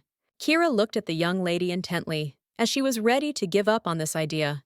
But a moment later, she saw her expression, and with a heavy sigh, she agreed to come to the party. Daphne looked at the lady closely and said that she should let her know when she chose her partner, because she should tell others, show special attention. Kira thought for a moment, as she thought about inviting Joseph to go with her. The young lady looked at her friend closely and said with a smile that she would definitely find her destiny at the party. The young man screamed with rage because he was very angry that he could not remember this information. He was very much concerned about this state of affairs, but unfortunately, he could not do anything. He looked closely at the various letters, as he did not know when they had managed to send them. He sighed heavily as he knew that this was very problematic for him. All the guests at the banquet looked at the young lady in surprise, as they did not expect her to attend this celebration. They were also surprised that she was acquainted with the Viscount. Now they were convinced that she really entered society to find a husband for herself. The young lady looked at Joseph intently and smiled and thanked him for agreeing to be her partner. He smiled and said that he didn't need to be thanked at all, and he really hoped that she would have a good time. Daphne looked at the young lady with a radiant smile and called her. She looked at the young lady intently and asked her a lot of questions, and she also said that she had invited all the best men. No young man would be good enough for the young lady, but she had tried her best to help her find the perfect companion. The young lady thanked her with a smile. A moment later, the young lady said that she had to go and greet the guests. She told her friend that if she liked anyone, she should tell her about it. Joseph looked closely at the young lady and said with a smile that they seemed to be very close. Kiera smiled sheepishly and said that it was true, and the young lady was her new friend. Kiera smiled and began to talk about the tea party she had attended earlier. A moment later, she started and froze in place as she saw the princess. According to all the rules of etiquette, she greeted the princess, Arabella, in turn. Froze in place for a moment, Kiera looked closely at the princess and smiled a tight smile. Arabella was horrified. She hoped that the young lady would not smile again, because her smile frightened her even more. Arabella smiled and told the young lady that they met again. She said that she was attending an event with her friends today. She asked the young lady if she would like to meet the young ladies. Arabella knew that there was no misunderstanding between them, but everything became even more frightening. Arabella knew that the young lady had a partner, and she might not agree, and in turn, she very much hoped for it. Kiera looked at the princess with an admiring smile and said that she would be happy to meet her. The princess was shocked because she did not expect such a thing. The young lady turned around and looked intently at his particular companion. Joseph smiled and told the young lady that she did not need to worry about him, as he could join her later. As she left, she thanked him with a smile for his support. Joseph looked at the young lady closely, for he was very glad that she was changing and making friends. Joseph looked at her intently, as if he saw that she was happily making new acquaintances. Daphne stared at all the guests present, but a moment later she froze as she heard a familiar voice. She turned around and saw her brother, who was looking at her with a sweet smile. She looked at her brother in surprise, as she did not expect to see him at this event. The young lady looked at her brother and informed him that it had been previously assumed that he would not be able to come because he was again sitting in his tower. She was surprised, not understanding what had happened that he had decided to show up. He smiled and said that he was the eldest son. He said that it would be impolite on his part not to show himself in public, at least once. She looked at him intently and began to lecture him. The young man sighed heavily and looked away from her, as he was not in the mood to listen to her. He sighed heavily and turned around to say that he had heard. The young lady had been at a party today. He wanted to know where Lady Kiera had been. Daphne glanced sideways at her brother and pointed out where the young lady was now. She said he should look at the lady with black hair in a silver dress. He looked at her closely and said that she was very beautiful. Daphne smiled and asked who could be more beautiful than their lady. The young man, in turn, suddenly stopped and looked intently at the lady. Daphne looked at her brother in surprise and asked if something was wrong. Eris, without taking his eyes off the young lady, said that he was not sure, but it seemed to him that he had seen her somewhere. He sighed heavily and said with confidence that they had met somewhere. He said that he needed to confirm his feelings, so he rushed towards the young lady. But Daphne stopped him. Eris was a little puzzled by his sister's behavior, because she irritated him. He used magic, and the young lady froze in place, as if spellbound. He smiled and said that he had urgent business to attend to, and asked if she would let him go. She sighed heavily and let him go. With the speed of lightning, the young man left his sister's company and went towards the lady, and Daphne stood and watched him as if spellbound. Eris walked up to the young lady with lightning speed, and with a grin quietly whispered in her ear that if she had already returned, then she needed to find him first. He looked at her intently and asked with a grin what she was doing here. The young lady turned around and looked at the young man in surprise. She was shocked because she didn't understand what he had just done. Kira froze in place for a moment in shock. She looked closely at the young man who was looking at her with a smirk on his face. She wondered if he had just said that she was back. He looked at her in surprise and asked if she didn't remember. He said that he used magic that time. Kira froze for a moment and remembered the expression on his face when he used magic and reverted it back. She unconsciously touched her throat as she felt pain throughout her body. The young man looked at her with a fierce grin and said that he was very glad that he had finally found her. They looked at each other in silence for a while. After a few seconds, he said with a grin that she was the one who returned. The young lady was taken aback and froze in shock, as she did not expect to hear such a thing. She looked closely at his expressive gaze. Kira understood perfectly well that she had seen him before, and he was not one of the most pleasant on her life's path. She was puzzled because memories from her past life came flooding back to her, and the pain she had endured came flooding back to her, and she staggered from helplessness. Joseph looked at the young lady with concern and caught her and asked if she was okay. Eris, in turn, froze in place for a moment in shock. He said, puzzled, that he had not meant to scare her at all. Joseph, with the speed of lightning, covered the young lady with his body and shouted to the young man that the young lady was from the Farvis family, so he should carefully watch his manners. Erez looked closely at the young lady and with a gentle smile said that there was something he would like to hear from her. He said with a grin that she would also not mind listening to him. The young lady, in turn, shuddered at his words. Kira looked closely at her companion and said that she would now have a little chat with the young man. She asked Joseph to wait. Joseph, in turn, was shocked, as he did not expect such a thing. He sighed heavily and told the young lady that he would be nearby if she needed help. As she was leaving, the young lady nervously told the young man that they should go to the restroom, as they could not continue the conversation here. He looked at her with a smirk and said that he would do as she wished. A moment later, they were hurrying towards the restroom. But in the meantime, everyone was looking closely at the young people and whispering quietly. Some time later, they came to the restroom. Lady looked at him intently and asked if he had said earlier that she was back. The young man sighed heavily and said that everything was correct. She looked at him in surprise and asked how he knew that she had returned to the past. He smiled and said that it was all because he was the one who turned back time. He looked at them intently and said that, due to magic, she still had her memories. The young lady flinched, as she didn't expect to hear such a thing. She looked at him intently and asked why he did that. He sighed heavily and said that she should tell him about this, not about her.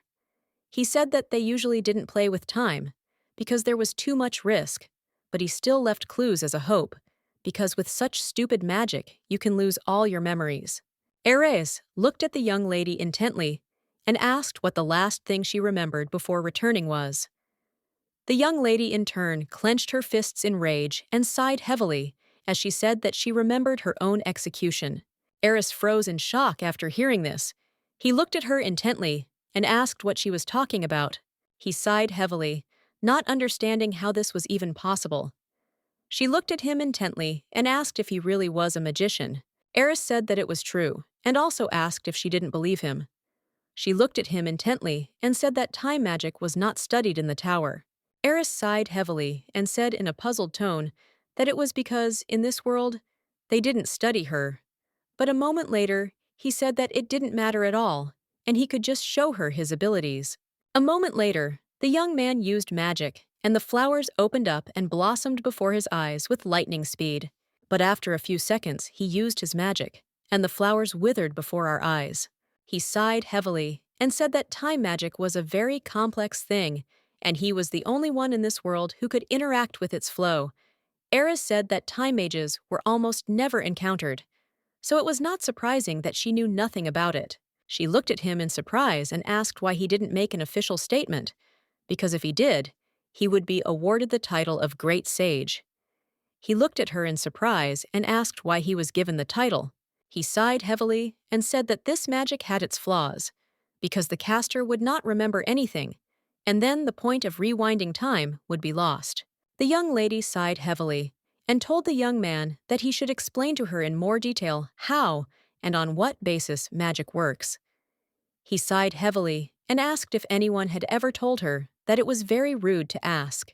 Aries looked at the young lady intently and said that in any case, she had used a time regression spell that she didn't even know about.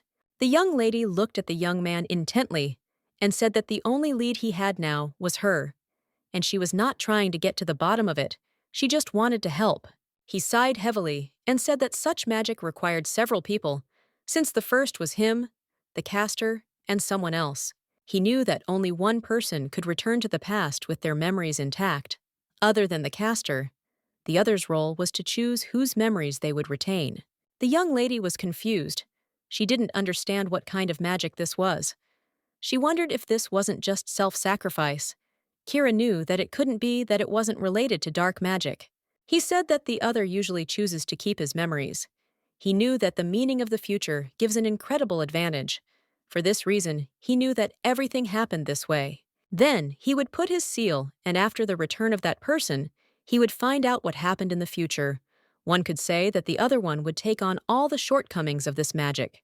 Aries looked at the young lady with a smile and said that this was the reason he approached her, because he thought that she was the other one. She sighed heavily and said that she did not remember casting any spell. Kira sighed heavily and said that she didn't understand what this situation was at all. The young man was confused and angry, because for this reason he didn't want to use magic, because he assumed that something unexpected would happen. She sighed heavily and thought for a moment, as she realized that it was not she who was with him then, but another person, and it was he who chose to preserve her memories. Eris looked at the young lady in surprise and said that she was smarter than he thought, and he couldn't believe that she understood everything so easily at once. The young lady, in turn, looked at him with fury but did not answer. A moment later, she couldn't stand it any longer and asked why he was speaking to her so informally. He smiled and said that it was just the two of them. He didn't understand if it made any difference. She looked at the young man with a cold, intent look and said that in that case she too would speak informally while they were alone. She sighed heavily and said that he should be polite when someone was looking at them. He looked at her in surprise, but still agreed to try because he knew that it would not be easy. She looked closely at the young man and said that she still did not know his name. A moment later, the young man introduced himself and said that his name was Eris Shore. He looked at the young lady with a satisfied smile and said that he was a magician from the tower. He smiled and said that from now on, they would see each other more often. The young man smiled and asked the young lady to take care of him. He smiled and called her by name.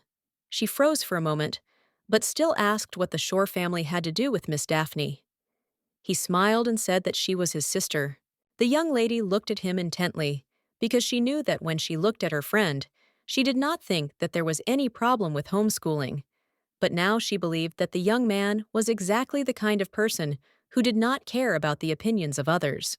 The young lady suddenly sat up and told the young man that if he needed her help, he could come at any time. He smiled and said that he needed to stay in the capital for a while. He looked at the young lady in surprise as he noticed that she was staring at the door. Eris asked if she was worried about what the people outside would say. She sighed heavily and said that it was not that simple. Someone was waiting for her. Eris sighed heavily and remembered the young man. But he would blame him later. He said that the young man had a furious look. As she left, the young lady smiled and said that it was impolite for her to leave her partner alone for too long, so she needed to leave first. The young man, in turn, sighed heavily. He did not understand what he was doing here. He did not understand what had happened in the future, that he had turned back time. A moment later, the young lady cried out and called her companion. He turned and looked at her in surprise. Kira walked up to the young man with a smile and apologized for keeping him waiting for so long. She looked at him intently and asked if he had just been standing there the whole time while she was talking to the young man. She sighed heavily and said that he could rest a little. Joseph said that everything was fine, but he still wanted to know who the man was, because he had not seen him before. Joseph looked at the young lady with a puzzled look and said that the young man had previously stated that he had found her and that she was the returned one. Kira froze for a moment, not knowing what to answer. She knew that he shouldn't have said that in front of everyone. She sighed heavily and said that the young man was a mage from the tower. She had previously asked him for advice on time magic, and that was what they had discussed. Joseph looked at the young lady in surprise and asked if she was talking about a return or a contract now. The young lady sighed heavily and looked away from her companion. She did not know how to explain everything to him. Joseph sighed heavily and asked for forgiveness, because he knew that he had bothered her too much, but still he was worried that the young lady could be in danger. She looked at him with a smile, because she was glad that she was able to avoid making excuses. Joseph sighed heavily, for he knew that this was all very strange, but still the young lady asked her friend to keep this conversation a secret from the Duke. Joseph said that he intended to do so. The young lady in turn slowly walked back, but she was still confused by this situation. She was puzzled and did not know what could happen in the future. Joseph looked at the lady intently, as he saw that she was very excited. He understood that she was hiding a secret that could not be revealed. A few days later, the story of the young lady's escape with the young magician spread throughout the capital. The young lady looked closely at the Duke, for she saw that he was depressed by everything that had happened. She looked at him with a smile, knowing that everything was going as smoothly as she had planned. The maid looked at the mistress with a smile and said that all the preparations were already completed. She asked the mistress if she wanted to leave right now. Kira smiled and said that she would do just that. Zeke looked closely at his sister and asked if she was okay. He said that wherever he went, everyone was talking about her wedding. He hoped that she didn't actually think about getting married. The young lady, in turn, understood that, most likely, things like her wedding would not be so important. The young lady looked at the maid intently and asked if there had been any letters from the Shore family. Rose said that no letters had arrived. The young lady frowned for a moment, but said nothing. The maids stared at the young lady as they assumed that she had taken a liking to the young master. The Duke, in turn, inadvertently overheard their conversation and froze in shock. With lightning speed, he jumped up from the sofa and called his daughter, but she did not hear him. The young lady looked at the maids with a smile and said that it was time for her to go. The Duke looked intently at his daughter and did not call her any more. The young man looked at his sister intently and asked when she would be back.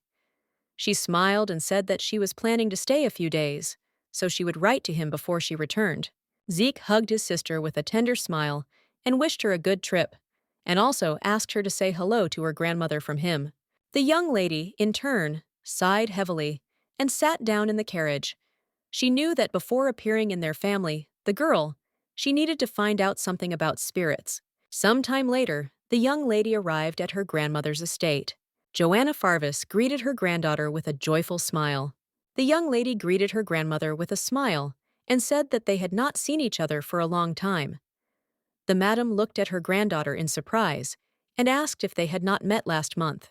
Kira was taken aback for a moment as she realized that she had made a mistake. Madam smiled and told her granddaughter that she often comes to you lately